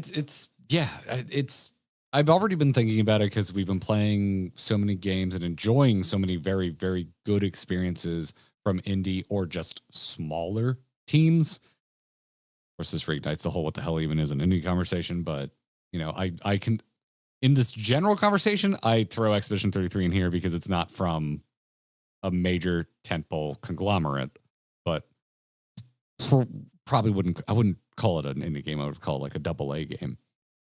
But being the same year as Silk Song, being the same year as Hades 2, being the same year as Blueprints, and conversely, being the same year as EA being bought out by Saudi Arabia, being the same year as what sure feels like the death knell of Xbox. Like, it's wild. My favorite shit this year is from really small studios. And it's some of the best experiences I have ever had. It's just exceptional. Now I haven't tried Silk Song yet. I'm still working on Hollow Knight. I got so mad over the weekend I stopped playing. We can talk about that later if you want. But no one's mentioning Split Fiction. God dang, I loved that game. That came out this year too. It's really freaking good, man. That just has the co-op barrier to entry. That's a tough one. And they were so cool about it too, letting you have one copy for 2 people. Like there wasn't even the cash grab of the co-op in that case. Yeah, that was just a cool guy Greg thing to do, as we used to say. Yeah, and yet you take like the EA news and the Xbox news and push that to the side. It's not like AAA is like completely done this year. There's been some really good releases. There's still some releases on the horizon. We're getting Ghost of Yotei this week. That's shaping up to be a big release. Death Stranding 2 was met very positively. You've got what feels like the proper second coming of Silent Hill with Silent Hill F last week. There's a lot of success with bigger names on top of like freaking Nintendo. Like, yeah, is there not that much in the way of big first party titles for Switch 2? Yes, that's true, but also we still got Mario Kart World, we still got Donkey Kong Bonanza, and those were very well received games. This is an interesting article that led from the original on Polygon that is attempting to define double A game, saying it's more common than you think. Something I do agree with is that Nintendo games are double A. I mean, yeah, it's got a whole corporation behind it, but in terms of graphics, output, and newness, it's kind of they're kind of more of concept games. This is and by the way, they're claiming here that Astrobot was made a double A with 400 people involved. That is difficult for me to agree with. It's an interesting idea. It's difficult for me to agree with. For this year, they're saying Claire Obscure, Split Fiction, Kingdom Come Deliverance 2, Pirate Yakuza, and then all the Nintendo Switch launch titles. Even making an argument that Borderlands 4 is a double A game because of the slender install size. I mean, to me, it's a lot of it is team size, parent corporation size, and cost of game, all kind of factor into that for me. So I think calling Nintendo double A is insane. Calling Pokemon double A, I think, is an accurate insult. I think modern Pokemon games are the quality of a double A game, even though they shouldn't be. And actually, I think a lot of double A games that we are praising actually are so much better, so much stronger in quality than a modern Pokemon title. Yeah, like you're just gonna go down the rabbit hole of throwing around double A as an insult, because I'm like, I don't necessarily disagree with folks that want to leverage double A at Borderlands 4, but that's definitely meant to be more of an insult than a praise. I'm here to praise double A games because damn, this has been the year of double A games for me. I think you could kind of just make an IMAX argument at double A and say, were you built for the big TV? No? Well then, you got to save a lot of money.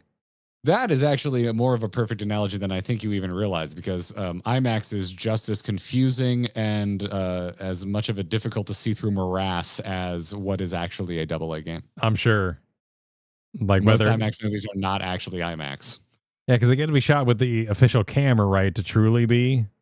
And then you got to rent that camera, and then it's even more complicated than that, because if it's not like if it's not shown on like a specific millimeter film in the projection booth, which there aren't even that many left anymore, like IMAX purists don't even consider that IMAX. So most IMAX theaters aren't even what the real IMAX perverts want anymore.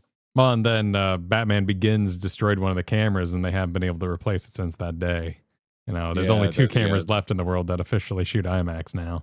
I think that happened on 2 separate Dark Knights. Yeah. I think that was the story. I think Dark Knight, they destroyed one during Car the Joker truck chase, and then Dark Knight Rises, Catwoman stunt woman crashed into it on the Batpod motorcycle. So that one may not have been destroyed. Anyway.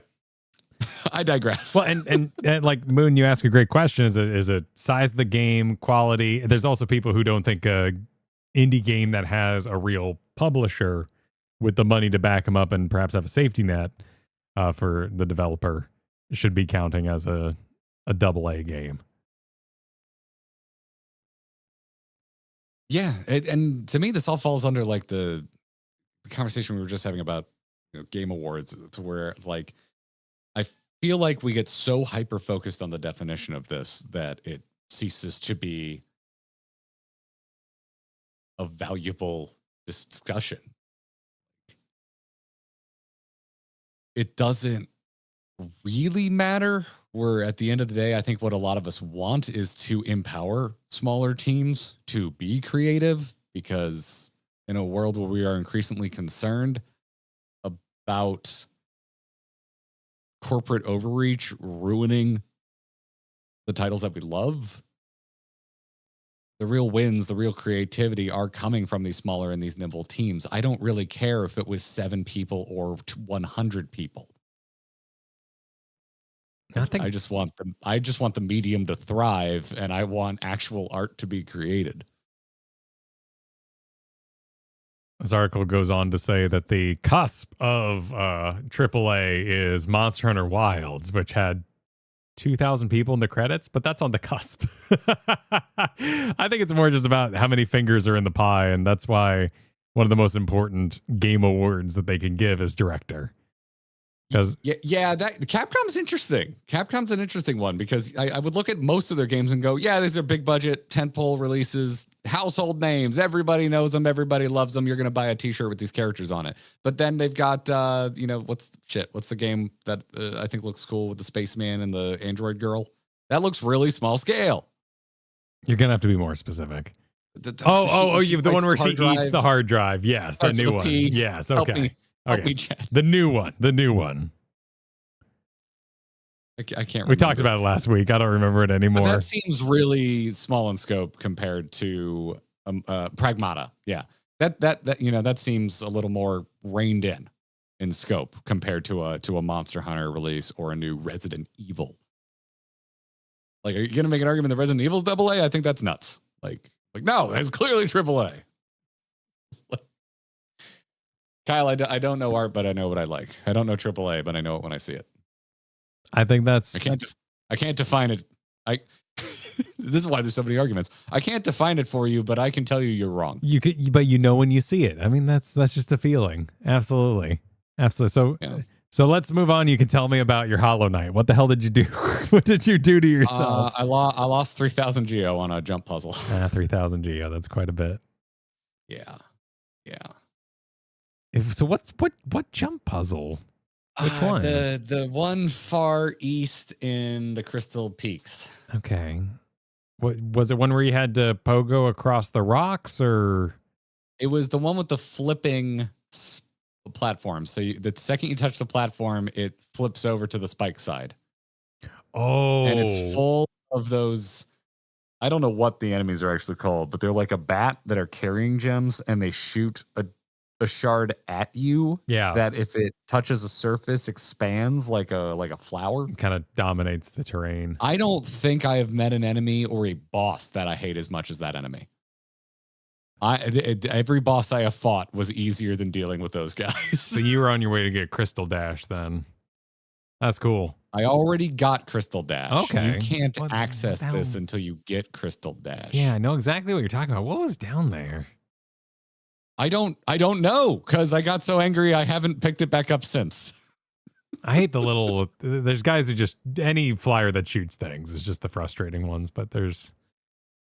I'm going to really... think if there's any other flyers I've fought that shot things. I don't think so. I think there's flyers that shoot themselves and explode. Yeah, those guys. There's the ones I think you fought, which are like little bee dudes that shoot in a X formation. Oh, yeah, those are fine. Yeah, those are fine. Those guys are no problem. Although if you threw them at me in a jump puzzle where the platforms flip over into spikes, that they would actually probably cause quite the problem. Yeah. The context of where you fight them is very important. I was struggling with those bastards throughout all of Crystal Peaks. Because there's plenty of places you fight them where you're not dealing with a jump puzzle, and they were still just kicking my trash. They are such little bill holes, and they put them in places where it's just tough to fight them.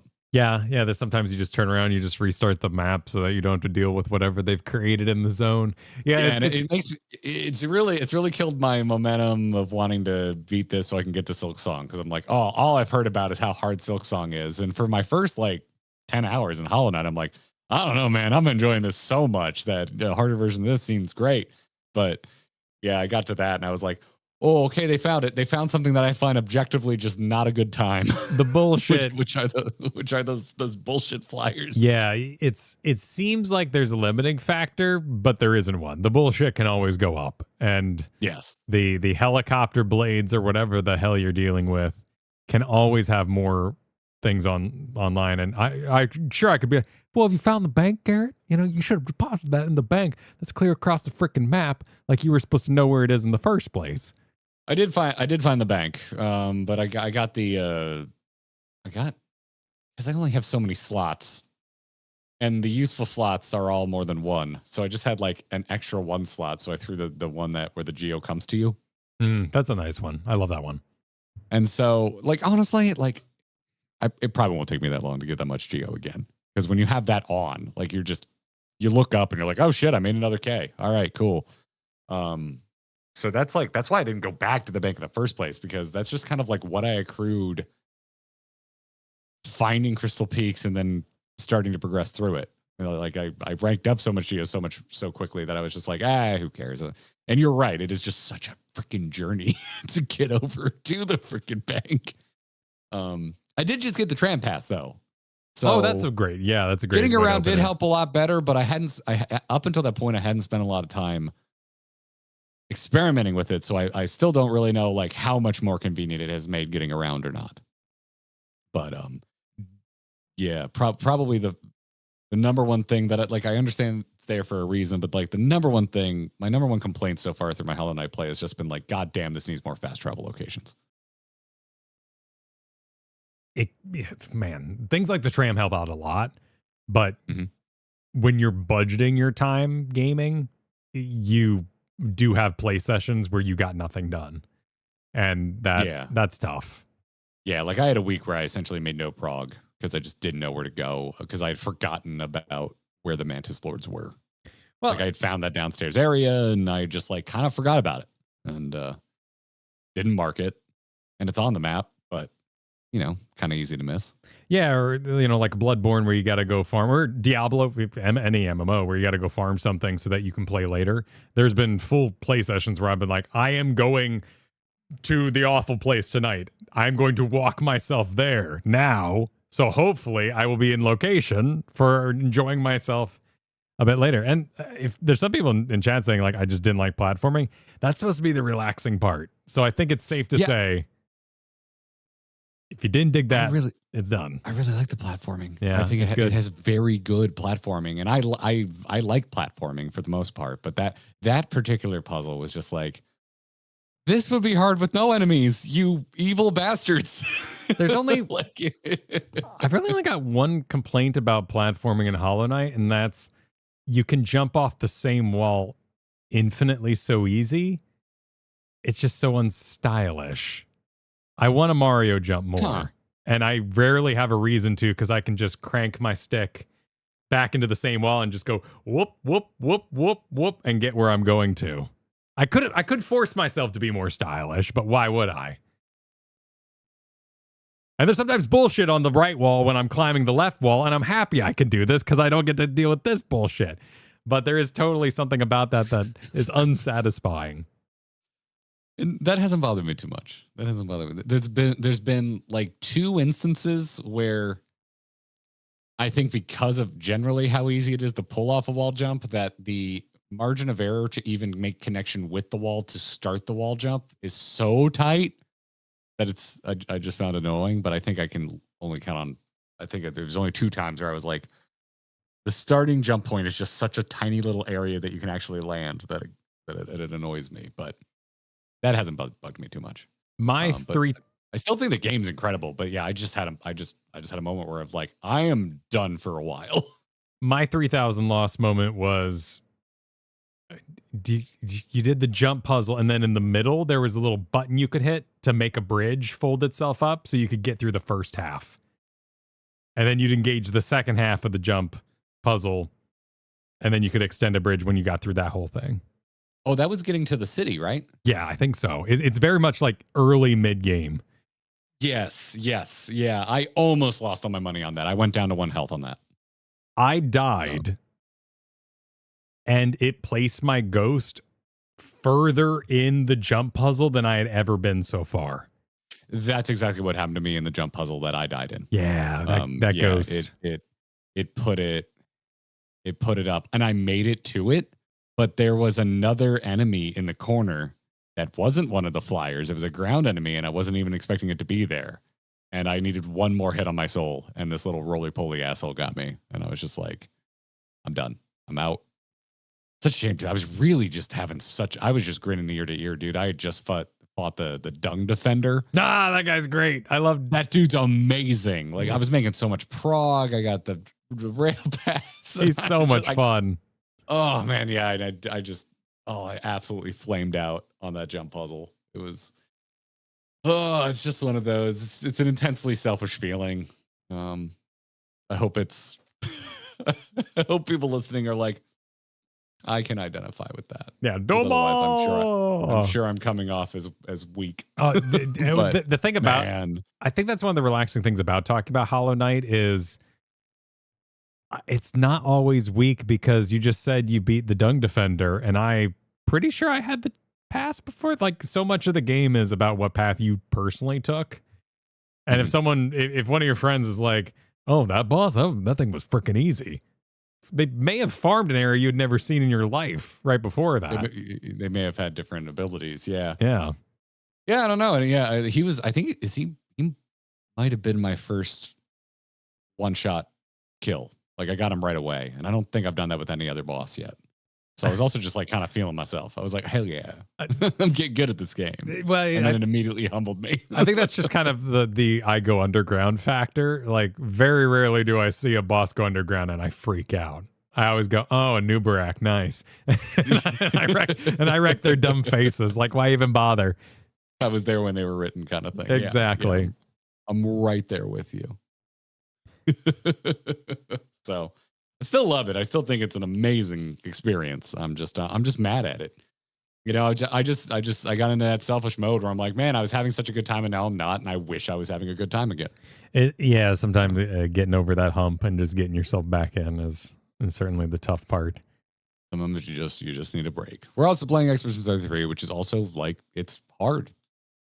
Yeah, it's a skill based game, and like having two of those going at the same time, usually a recipe for rage for me. I mean, yesterday I found intensely rewarding. We did a whole stream where we did parry only side bosses, and that just felt good. Like, it felt good to feel like we were decent at the video game, and just about everything took the amount of time I would expect it to get good enough to defeat it. Very, very pleased. That's very specific. For me, I think it's very specific to streaming. I think the fact that we advertise it as parry only, it sets the expectations. It kind of gets, it arranges the room, essentially. Like, for the most part, people showing up are like, they're not tuning in and being surprised that we're trying things over and over again. So folks come in kind of with their patience in tow that it's good day, y'all.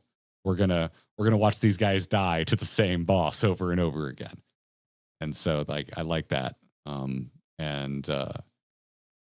it also, yeah, and I don't know why, but like it seemed folks didn't. It seemed like the crowd liked it more than like dying over and over again to like a Savage raid. I've been thinking about that. I'm like, why? Because like we could like kind of see the the boredom start to wash over some of the crowd during a Savage stream, but y'all were really engaged yesterday, like in a way that was just like super fun and kind of helped keep my energy high. I think in Savage raiding there's a lot of diversifying factors that can make it hard to get a baseline for what's going on. When you get to play a game solo and then you watch even two people duo a game with our setup, you're still kind of in the head say something, oh yeah, I remember what this felt like. When I tune into a solo like MOBA stream, I can very quickly be like, oh, that guy sucks. This guy's tilted because this guy's dealing with that guy. That guy's raging out in his chat, so he's having to deal with that. It's very easy to immediately know where you are, but you tune in and it's like 5 stacks with my buddies. Who are your buddies? Are they off their mains? Is this all Jigglypuff night? Like who in the room is giving it their all? Yeah. It's interesting. And then the other, like, also just very plainly, like, I think any game where it's just you and me playing lends itself to being more interactive as a stream than a raid in an MMO, because you're having to contend with however many other people are in the party with you, and you're so locked in. And even though Expedition 33 is still very much skill based, it's also still turn based. So we can just take a breather for a second and be like, okay, chat, what are we thinking?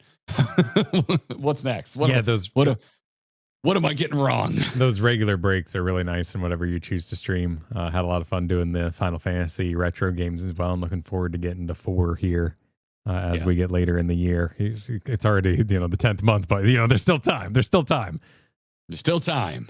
And come back from Japan and start 4. It's gonna be a good time. It's gonna be a good time. Even though I'll be 4 better be a good game because it's gonna have to contend with post Japan depression. Oh, So, yeah, you can't you can't hold that against it. But I wonder what that factor will mean for you. this is good. You know, it'd be better playing this in Japan. We both played a little bit of Path of Exile. We talked about that a tiny bit earlier there. Yeah. The shout out to you know who you are for sending me an early access code. I appreciate you. I have always been afraid of this game. Just looks scary. The talent tree is the most ridiculous thing I've ever looked God, it's upon. horrifying. Yeah. And you know, the Diablo community can be a bit aggro, so I assume PoE also has an aggro community. I just kind of assume that they come on a bit strong. I have no actual personal experience. It's just kind of what kept me away all these years. And then also, like, I don't know, about a year after we started calling ourselves Grinding Gear, we got a few people who were just like, look at these idiots trying to lie to people and make them think they're Grinding Gear games. And I'm like, okay, first off, definitely not doing that. Second off, I was completely unaware of that studio. And it's a kind of a universal phrase. Yeah. Awkward moment, certainly, if we ever streamed Path of Exile. This talent tree was completely imposing, but I decided to not let it bother me and just keep playing a bit. And it's a really fun, you know, Don Bluth game. It doesn't feel like Disney, but it definitely has some Anastasia vibes. It's disturbing. Like, and you know, I mean, like what, you know, like Anastasia or a Don Bluth movie. Are you saying it's Don Bluth? It's not Disney? Like, exactly. It's Triple G. It's not Blizzard. Well, yeah, like there are like that opening cutscene. It's good, but the script is kind of weird, and like the plot doesn't make a lot of sense. And not like Diablo's made a lot of sense for a while now, but still, there was. I got very uninvested in Diablo 4 story extremely fast. Yeah, me too. So, and then D3 has the biggest like cock block ending ever. It was, I mean, that was the whole planned expansion thing that didn't happen. I love Diablo 2's story, but it's more of a mood. It's more Dark Souls. It's not really tied to items, but unless you actually sit and listen to Deckard Cain, which is a tall order in 2025. Back in 2003 or so, it was pretty badass to even have it talking to you. Yeah. But I, full disclosure, skipped everything. I just wanted to see how it played. Well, and but that intro, I really like how it plays. The character selection was really cute with the gallows. I love that. That was freaking fabulous. Oh yeah. Nice well, touch. you can't skip that. You have to pick your character. You can't skip that. Yeah. No, that was fantastic. It was wonderful. But I guess it is like they're all gender locked and you're look locked. Is that what we call it? That's the Diablo 2 way, right? I guess that is true. Yeah. I just figured that'd be something Diablo they changed. 2, each character was highly specific. And Heroes of the Storm went that way as well. They made a decision, and then, you know, that's where we ended up learning like these canonical names for characters from Diablo 3. Because like it wasn't Necromancer, it was Zool, and it was very specifically a male Necromancer. And I mean, those characters showed up at some points in D3, right? Like you can. There were a couple of them. Didn't Li Ming show up at some point? Yeah, you could run into them. I mean, that was the funnest thing about too, was playing through on a different character. And even though they would just say these woods are haunted, they all said something a little different. You felt like you knew the world a little deeper. Yeah, because I didn't grow up with D2 the way you did, but I was very aware of it. I had friends who played it. And like were really into it, and they'd like, you know, they'd bring art to class or just be constantly drawing Diablo 2 art. Also I grew up with Gauntlet Legends, and that also was like individual specific characters, right? It's not like you chose who you wanted to play and then, you know, chose a gender or whatever. So yeah, to me that's part of like the nostalgia hook of this. Is like, oh, okay, we're going this way. We're like, this is the witch. There's no other witch. By the way, I'm playing a witch. Oh, how is that? It's basically a necromancer. I love it. Okay. I freaking love it. Yeah. If anything that summons a new thing, that's what I'm picking. I just want, as many of my units on screen as humanly possible. I think that's a perfectly respectable way to play. What is mine called? Warrior. I picked Warrior. Okay. I do not like kiting in Diablo games unless I'm like level a billion and I have like time stop shields. And I always go for the wizards way late after I understand the mechanics. The warrior didn't look like crazy raging barbarian enough for me. Like that's normally what I start with when I pick up anything that is Diablo adjacent, but it didn't look barbarian enough for me.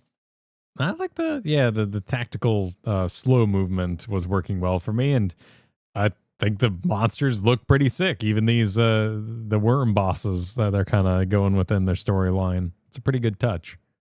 Yeah, I like the environments. First like legit boss I made it to was actually kind of tough, and I died. Like, yeah, I died. I think I have 2-3 hours. Like, this is a very very early, but like for me, it was just like I just wanted to see like, do I like the controls? Do I like the cycle of loot? Because I like the loot cycle really kind of fell flat for me in D4 as well, and I can't really even tell you why. I just know D4 just felt very unremarkable to me by about like hour 6. I was just like, I don't really know why I'm doing this. You know, wasn't really feeling the story. I was kind of missing D3 combat, funny enough, which I wouldn't say PoE 2 is anything like D3 is so fast paced. PoE 2 definitely feels more methodical, which I know is what a lot of people associate with Diablo 2. But I'm having a good time. The effects are great. Just looks good. It's spooky. I loved did you go down into the mud cave in that early zone? No. Well, what'd you find out? Oh, really? Oh, that would have been your shit, man. There's just like a mud cave, and it's nothing but skinny corridors, and it's a total maze of skinny corridors. And after like your third or fourth corridor, they introduced this monster that's like a trap monster. It looks like a root in the wall, and it's like a wood golem, and he comes out of the wall and slams on you before he then kind of animates and then just turns into another mob you have to fight. That's pretty. And I was just like, shit, this is awesome. So immediately was just like, oh man, Kyle would love this. And so I'm bummed to hear you didn't. We should play together some point. No, yeah, absolutely. And I think there's they've incorporated some good kind of modern ideas in there with the self-found is really nice, as well as a hardcore. Seems like they've kind of taken some of that WoW DNA into themselves in order to make a game that people will continue to play. Well, and I mean, Diablo did that as well. I think D3 was the first game I ever saw with like an official hardcore mode. But I think about it more as a WoW thing because I have played more WoW. But yeah, hey, games are good. Games are good. That's an early access game. I may be concerned about Xbox, but games are good. Yeah, some games are good. Games continue to be good. Games continue to be good. You want to take a few questions before my computer just finally decides to catch on fire? Let's do that. Wonderful. Hello there. Hello there. Hello there. You can write into Ask the Hosts. That is a channel in our Discord. It's part of the members only area, which everybody that supports us gets access to. Twitch subs, YouTube memberships, Patreon, you get access. Any level, any platform. Hell, you want to send us like $5 in the mail? I'll figure out a way. I will figure out a way. Use the P.O. box. To custom add you. And I'll put like a Lincoln emoji next to your name. Perfect. We'll figure it out. Yeah. Waves Watershine says, Kyle showed me a rather cult classic N64 titles menu, and I have to ask, are there any obscure cult classic video game titles that you really, really enjoy? This was Buck Bumble. It was Buck Bumble. Kyle loves Prototype, which is rumored to be coming back. I can't tell you what that intro said or sang like or had music for. But I remember Buck Bumble. I'll never forget Buck Bumble. My brain, for whatever reason, immediately goes to Winback, which probably sucks now. But I remember it being RE4 style shooting way before RE4. And it like blew my mind at the time. Oh, wow. I freaking loved Winback. And I never hear anyone talk about it. I think it is on the N64 Classics collection if you have the Switch subscription. I cannot imagine that it has aged well. But again, at the time, it was. Also, I think it was my first cover-based shooter because it had a mechanic where you could like put your back to the wall and then pop out from cover and aim. And I remember the aiming. I remember picking up RE4 and being like, "Oh shit, the aiming's like win back." Did you move or was it a? Oh yeah. You sort of lock your feet and you move around. Wow, look at this! Oh my god, this is so samey. Holy shit! Wow, what a game! Yeah, no, it blew my mind. I really classic. liked it. I was super into shooters at the time. Like anything with shooting. This is big when I was into playing actual paintball like every weekend. So anything that involves gunplay, like I was into it. This was very close to my GoldenEye obsession. So, GoldenEye came out, got really into anything with gunplay, and then this thing came out. I was like, holy shit, this game's incredible. Because you want to be tactical in GoldenEye, but you really can't. Like, it doesn't have like any sort of satisfying cover mechanic. But win back was like, it was exactly what I was looking for at that time. This looks like what I imagine Enter the Matrix would look like today. This actually looks better than I remember. Yeah. This is a sight to behold. 31 stages of just the same thing. And you loved it. That's what you were there for. Yeah. 30 stages. I usually load up GoldenEye once a year. I like going back to N64 games every once in a while. You and I just played through Star Fox. Yeah, that was good. That was so much fun. Just some of the sound bites, some of the quotes, like seeing a whole chat yell, "Cocky little freaks!" So good. It really does make me feel seen. Doing internet content sometimes can just, it's so easy to feel old. And whipping out Star Fox 64 and everyone being on the same page was just like, okay, I don't feel so alone. That's a good answer. Yeah. Jack in chat right now says, streamer I watch is playing through every single N64 game and it's a random rolled order. And Win Back was one of the earliest ones he played. Wow. Yes. Hell yes. Yeah. Other than that, I don't know. I enjoyed Vector Man. Yeah, Vector Man. Genesis. I think that's a good song too. I feel like that was popular though. I remember Vector Man being popular for a hot minute. I mean, Vector Man was the thing in the Toys R Us to show off how good the Sega was over their competitors. Yeah. Yeah, but other than that, then I didn't get too obscure. Yeah, that's where it gets kind of normie for me. Like the chain sound in Warcraft 3 will always mean everything. Oh, the menu to me. Just locking in the. Yeah, exactly. Yeah, that's some good stuff. Yeah, after like once I got Half-Life and I got access to like weird like Half-Life custom maps, like the speed with which I was exposed to very strange one-off video games slowed down massively. Or like all the Star Wars games, like the Moon of KOTOR.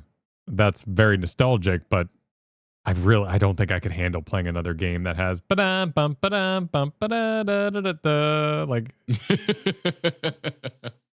Yeah, I heard that so many times. I mean, we'll just talk about how about obscure hardware. I remember one birthday or Christmas, my parents got me the Sega 32X. It was an add-on. It like chunked down on top of your Sega Genesis. And it made it a 32-bit system, which was the half step between 16-bit and 64-bit, which was the N64. It was called N64 because it was a 64-bit system. Oh, wow. And it came with a pack-in. It came with Star Wars Arcade, which was that fairly rudimentary 3D Star Wars game. And you want to talk about hearing the Star Wars music loop on absolute repeat. That's what that entire experience was like. But oh man, I love that game. I beat it so many freaking times. Wow, I think it was also the only way you could play Virtua Fighter on the Sega. This thing's big. Oh, looks like, was it the only way you could play Jurassic Park? Which Jurassic Park? Because there was a standard Genesis Jurassic Park game. Okay. That had nothing to do with the 32X. It was because the Sega Genesis 16-bit Jurassic Park game was completely different from the Super Nintendo Jurassic Park game. Sega Genesis was a side scroller where you could, there was an entire campaign where you played as Grant with a dart gun and grenades, as we all know Grant famously uses in the movie. Yes, of course. And then there's an entire through line you could play as an actual Velociraptor, which included healing by eating compies, which was wonderful. I loved it. That T-Rex. The SNES Jurassic Park game was top down. That T-Rex was nightmare fuel. Yes. Yeah. That might be the first game I ever beat. Like, actually saw credits on. Put in the work for. I'm not sure I beat anything on the NES. Definitely didn't beat Duck Hunt. Definitely didn't beat Mario. Couldn't read when I tried playing Zelda, so I didn't get very far in that. Star Wars Arcade Mega Drive 32X. Look at this thing. Huh. Oh, yeah. Are we supposed to be looking at it? Expansion pack. No, it's a shit picture. It's not even worth dragging in. This is a low quality picture from the time period. Yeah. Yeah. But, oh, man. I have a lot of fun memories, mostly with that game, because I don't think I ever purchased a single other 32X game, and I don't think Blockbuster carried them for rentals. Yeah.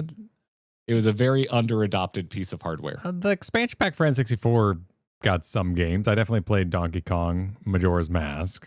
I can't think of anything else. A lot of games would work without it. They would just look worse. Yeah. I believe Donkey Kong was one of the few that required it. I think it came with it, actually. I think you bought Donkey Kong and that came in the package. I think that was true, and I think that might have been a big reason I never ended up getting a copy, because I don't think you could buy it without it, because I don't think it would run without it. It was a miserable game. It was I'm absolutely trying to pull this miserable. off from my memory. I liked I rented it a bunch. I remember, I look back on Donkey Kong fondly, although I do even remember at that age being like, I like Banjo-Kazooie better. Oh, you have to replay the levels so much. Yeah. Well, they were trying to stretch it. They were trying to make it work. I hate Diddy Kong Racing is the clear victor of N64 era Donkey Kong games. That's the first thing I bought for my DS. I was on a plane and I was going to be going on a plane. I was like, oh, I need that. I need Donkey Kong Racing. Diddy Kong Racing. Yeah. TMNT on NES was so frustrating. That game is evil. That game is absolutely evil. But Hyperstone Heist on Genesis is great.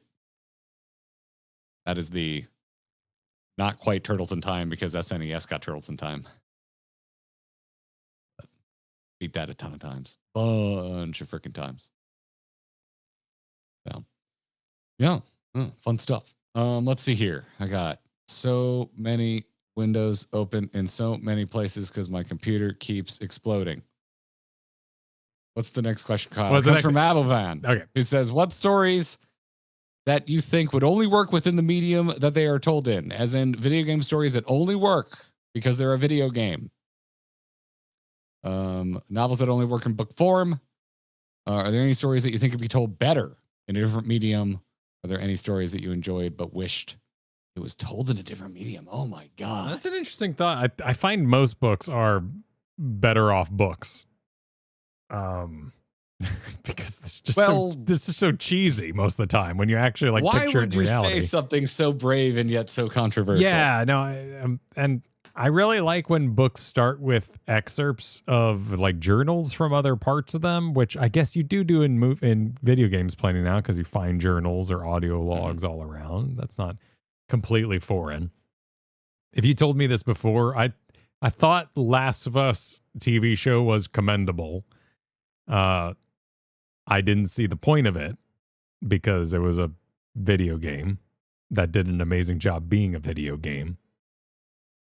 That's an interesting one because I don't like it. Could, if it was a show first, it would have been a really damn good show. It's weird because both exist, and it's like, well, the game existed first, and the game, like, large swaths of the game are basically a movie. So, like, I'd like that first season of The Last of Us. Season 2, I just wanted to jump through the screen. Season 2 is revisionist history, and it makes me angry. The game is such a superior experience. It's like not even close. First Last of Us and the first season of Last of Us, pretty freaking solid. I really don't think it could go wrong either direction. Yeah, this is tough. I know there's things like I'm like just like for love of God, please just don't adapt this because you're gonna do a bad job. Anything with the moral choice involved is just kind of a waste of filmmaking time. Dude, KOTOR. The amount of people in the Star Wars fandom, they're like, we want Revan. It's like, you're all going to be on site, like insufferable the second they do Revan because it ain't going to be your Revan. Yeah, right? My Revan needs to make out with Bastila. Are they going to do that in the movie? Everybody's Revan is different. It's like, everybody, like, I want a Mass Effect TV show, but I do not want the Shepard Mass Effect TV show. I want a show set in the Mass Effect universe.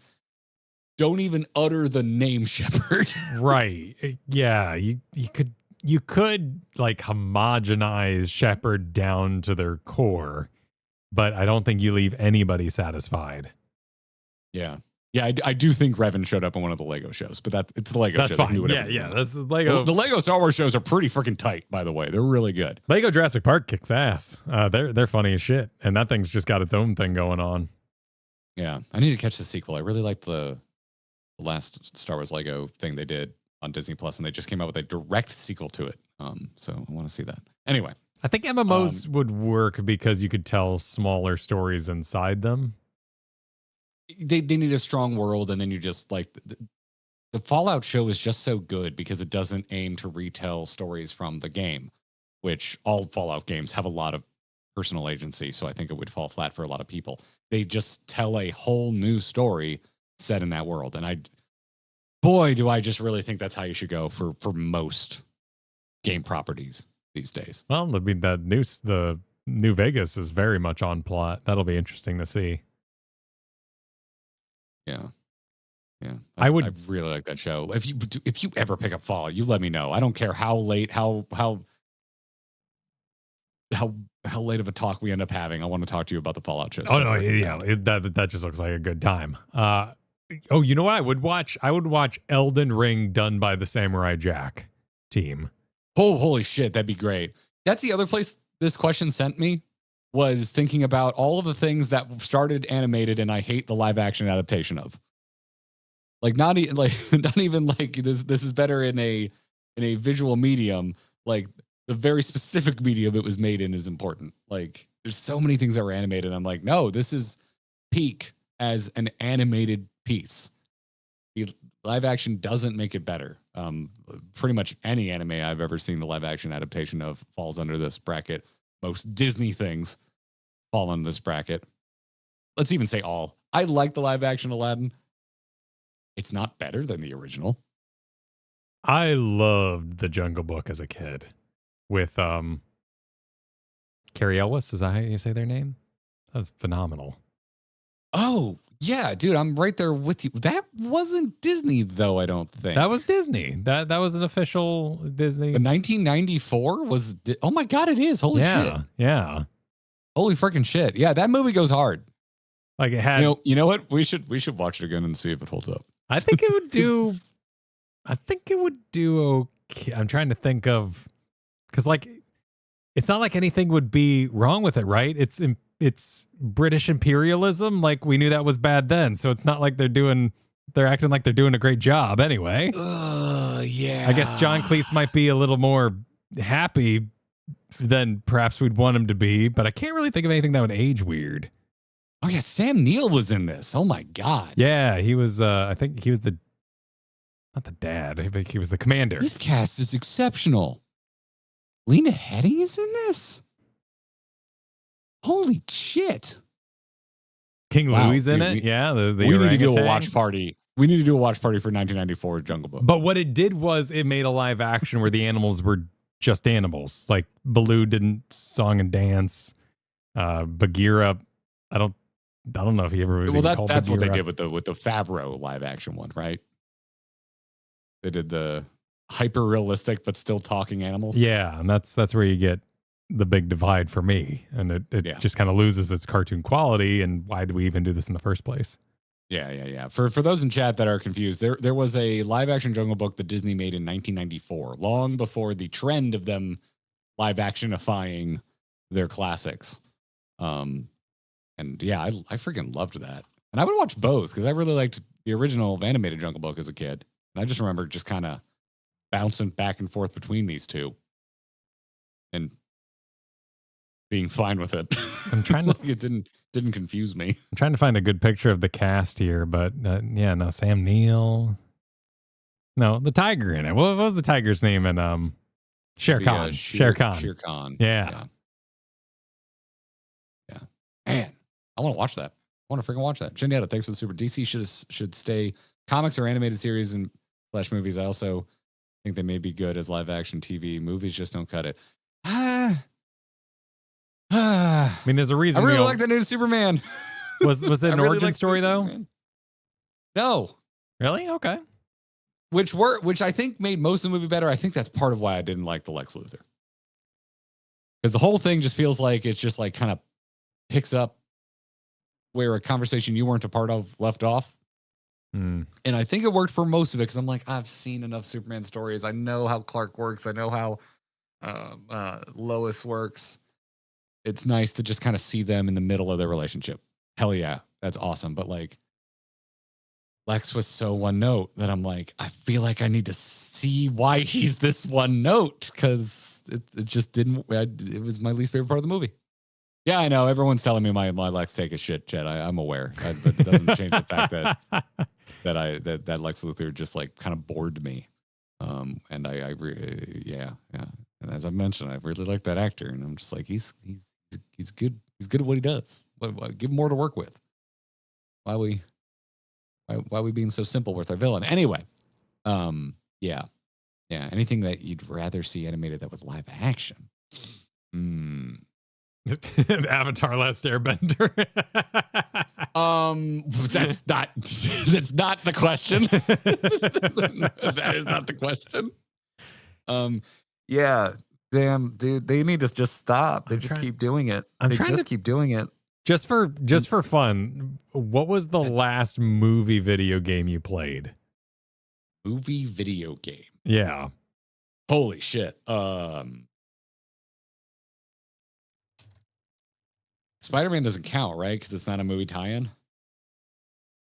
Yeah. So I guess Enter the Matrix wouldn't count because it played adjacent to the movie and that was a direct movie tie-in. Yeah, but you didn't play it like, maybe I'm thinking like Lion King levels. Like, what would be something where you play through the boss fights in the movie? It's trying to be the movie and capitalize on the movie to that degree.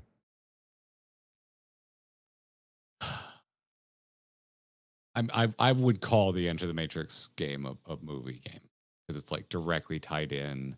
Path of Neo is made in the same engine and is a movie game. You literally replay all of Neo's famous scenes from the movie. Yes, you do. Include that one with the heckler. We could just go with that. It has to have been something on 360 that was a movie tie-in, but I can't even think about it. I don't know.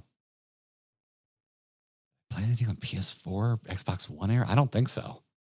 It might legitimately be Path of Neo or the Spider-Man 2 movie tie-in. Yeah, the Spider-Man 2 is probably one of the more recent ones. Looks like the best movie game I ever played is Spider-Man 2. The Ant Bully had a game. James Cameron's Avatar had a game. I did not play that. I heard it was decent. I heard it was a decent game. Dune MMO, that's an interesting one.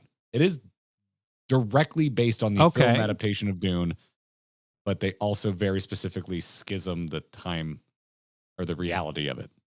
It's a what if scenario. Oh, Scott Pilgrim game. That's probably it. Oh, Scott Pilgrim. That was pretty good. The beat 'em was up? good. It's a really good side scroller beat 'em up. Yep. Yes. Oh, and I did play Riddick, but that's like it's based on a movie product, but it's not retelling the movie. Anyway, I think I'm gonna go. Scott Pilgrim is my answer, and it's really good. I think I gotta go with 2009's X-Men Wolverine Origins. Did you see the new Wolverine game trailer? Yes, I did. We finally saw gameplay. It looked all right. It looks really good. I mean, in Insomniac, I trust. I will just be buying their shit day one until they make a bad game. But yeah, I'm really excited for it. There was a really gory Wolverine game, I think on 360 era that I cannot remember that I really enjoyed.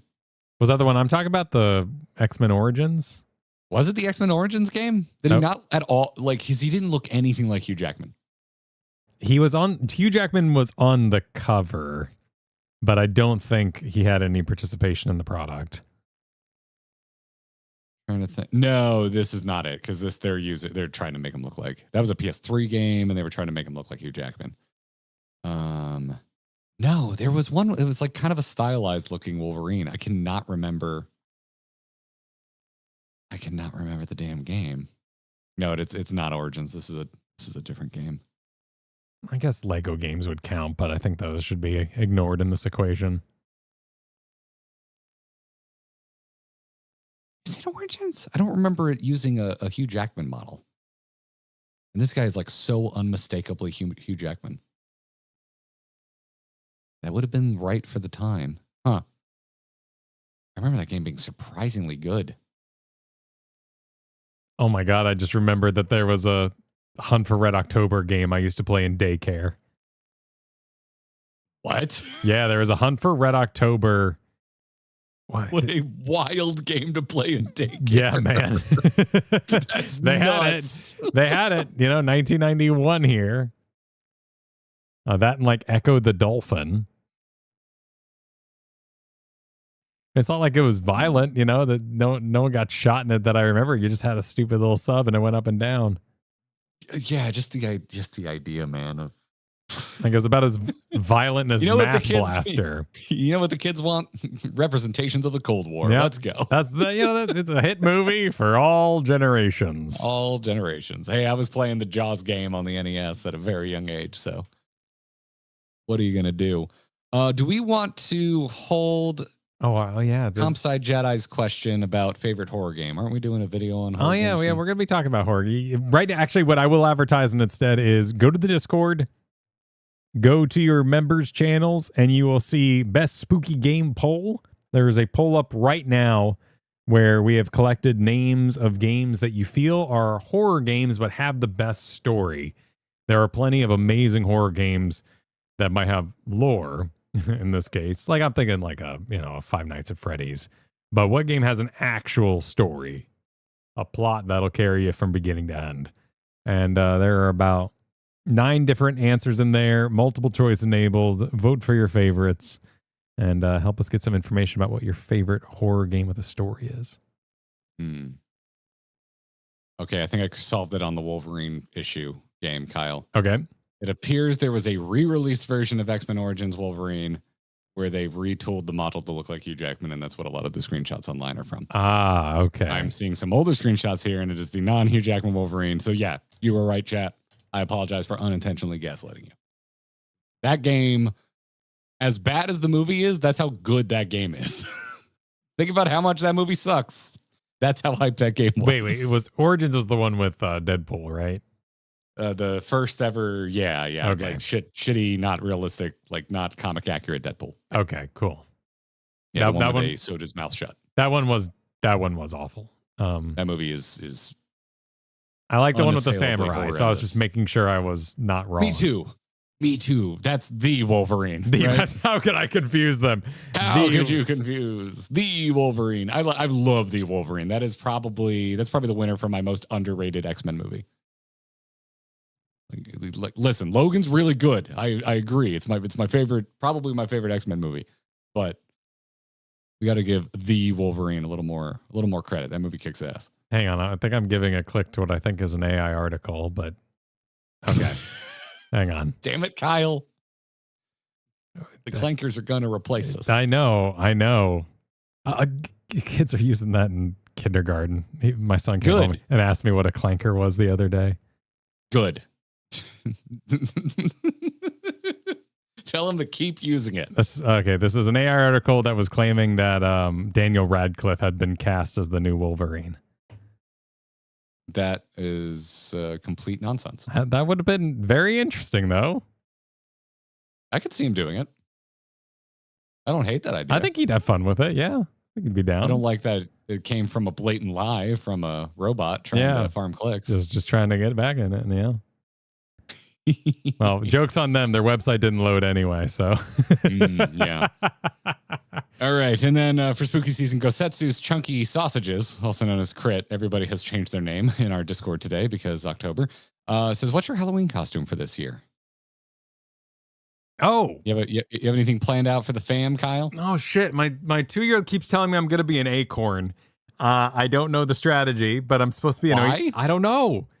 He wants me to be an acorn. I think because he's going to be a squirrel or something like that. Bolt. Is he into Ice Age right now? No. Is he going to be Scrat? No, Bolt from Mini Force is a squirrel who can run really fast and has a power suit he gets into. Oh, there it is. Okay. Yeah, I think that's... I honestly don't know why I'm supposed to be an acorn, but that's as far as I've gotten. So I'm going to be an acorn, I guess. Well, then he can chase you. Yeah. Yeah. There you go. I have no idea because we're going to be in Osaka for Halloween this year.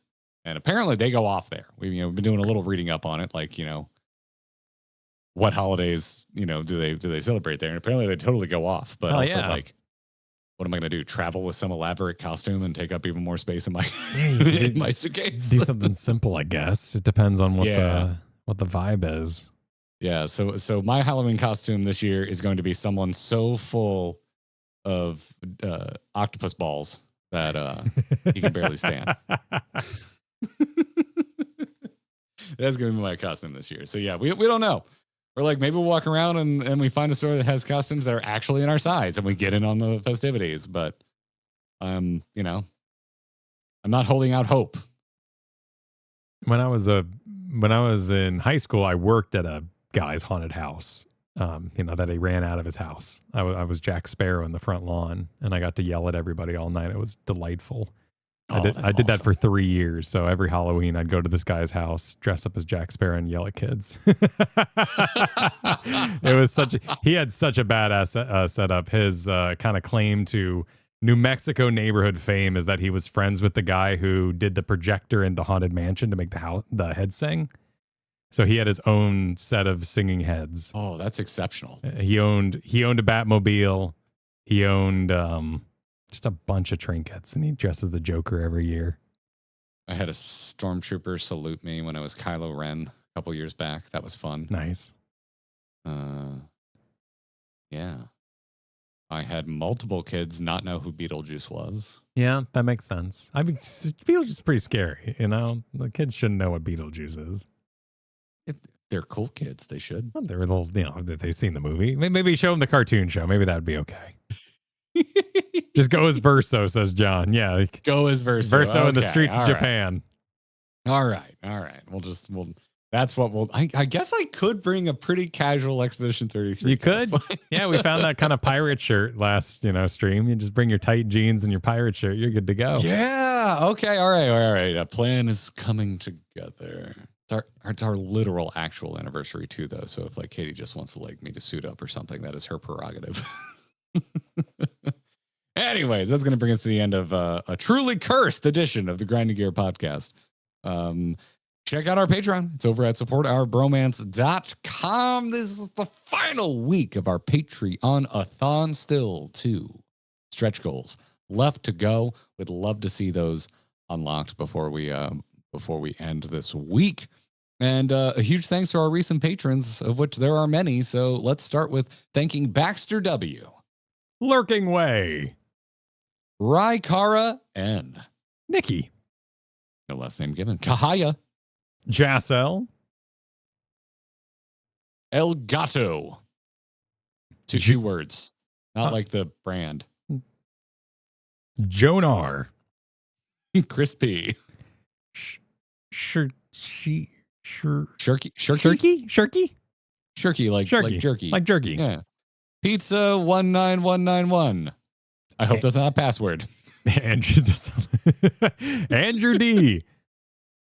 Serenity Sunfire. Appreciate you. Mike Troyd Prime. No, that's nice. Good. Well done. Well done on that one. Yeah. Rye Skuo. Gentle Kenneth. That implies the existence of rough Kenneth. Brutal Yes. Kenneth. Digits RPG. Gem LC. Berlin. Rev Abyss. What a Mage. Michael M. Susan Sprinkle. and Alex H. Appreciate you all. And we also appreciate our legendary level backers. You get thanked on each and every episode, and we give you a shout out at the end of our edited videos. Start with Sean B, Cheesy Bob, Lost Mythics, Zervon, Compside Jedi, Pothy, P, Bloodsy, Von Snugglegore, Avane, Shinny, Geo, Nicholas C, Jerry T, Sean and Jen, Vernacular Ham, Brom, Vasilius, KLG, Chaos, Main Tank Maisie, Pins and Needles. And we also need to give extra thanks to folks in that lineup that just decided to give us a raise and edited their already generous pledge above and beyond any suggested levels that we have, which includes Zervon this week. We have to give a shout out to the Zervon tier, Kyle, because Zervon gave us a very generous raise. The Zervon tier. Hell yeah. So Zervon is now in a tier next to the Avane tier, next to the KLG Chaos tier. Very good. Because all three of them have already been legendary patrons and have been kicking it in generous style up there this whole month. So thank you all very much. We appreciate the support. Other than that, Kyle and I use Doghouse Systems gaming PCs, so check out doghousesystems.com. Use the code BROMANCE and get upgraded to a free 1 terabyte NVMe SSD drive for your trouble. Again, that's doghousesystems.com. Code BROMANCE. I almost said slash. It's not. It's not a URL. Nope. It's not one of those. Too many. Nope. You've been watching too many YouTube videos. Too many YouTube videos. You can follow us on social. I'm Garrett Art. He's at Kyle Ferguson. We're on the blue site, the previously blue site. Go there. Talking smack about what people think are spoilers today. It happens sometimes. It does. You know, it happens sometimes. It happens sometimes. It happens. It happens sometimes. Sometimes it's that person's first day, and I'm sorry. I came on strong. I get told what I should care about a lot, very often. Oh yeah. Sometimes you step in the anthill. Yeah. Sometimes it happens. Yeah. Anyways, that's going to do it. I'm gonna go open Event Viewer. GG. A what? Oh, Event Viewer. Okay. Yes, to take care.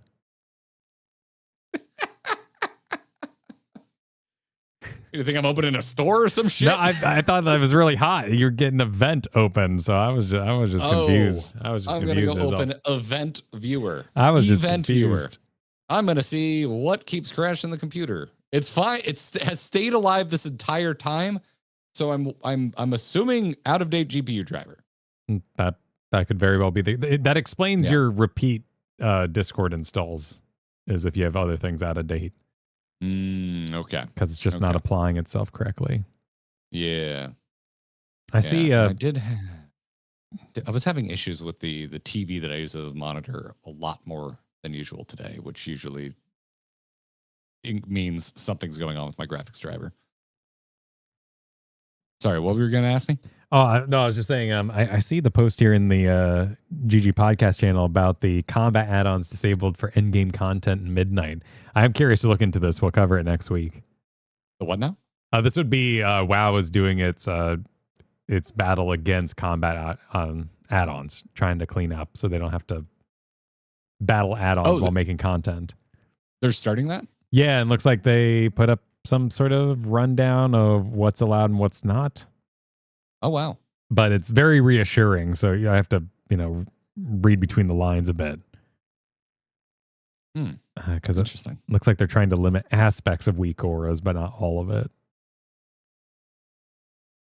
I mean, that's in line with what they already kind of teased. Which are like, we're not getting rid of all mods. We're getting rid of like specific combat mods, and this is what we're talking about. Lissa, thanks for the super that I missed while I was crashing. Same to Evan the Ninja, said they were excited for the stream. I was excited for the stream too. Thanks for joining us. NVIDIA said otherwise. Yeah.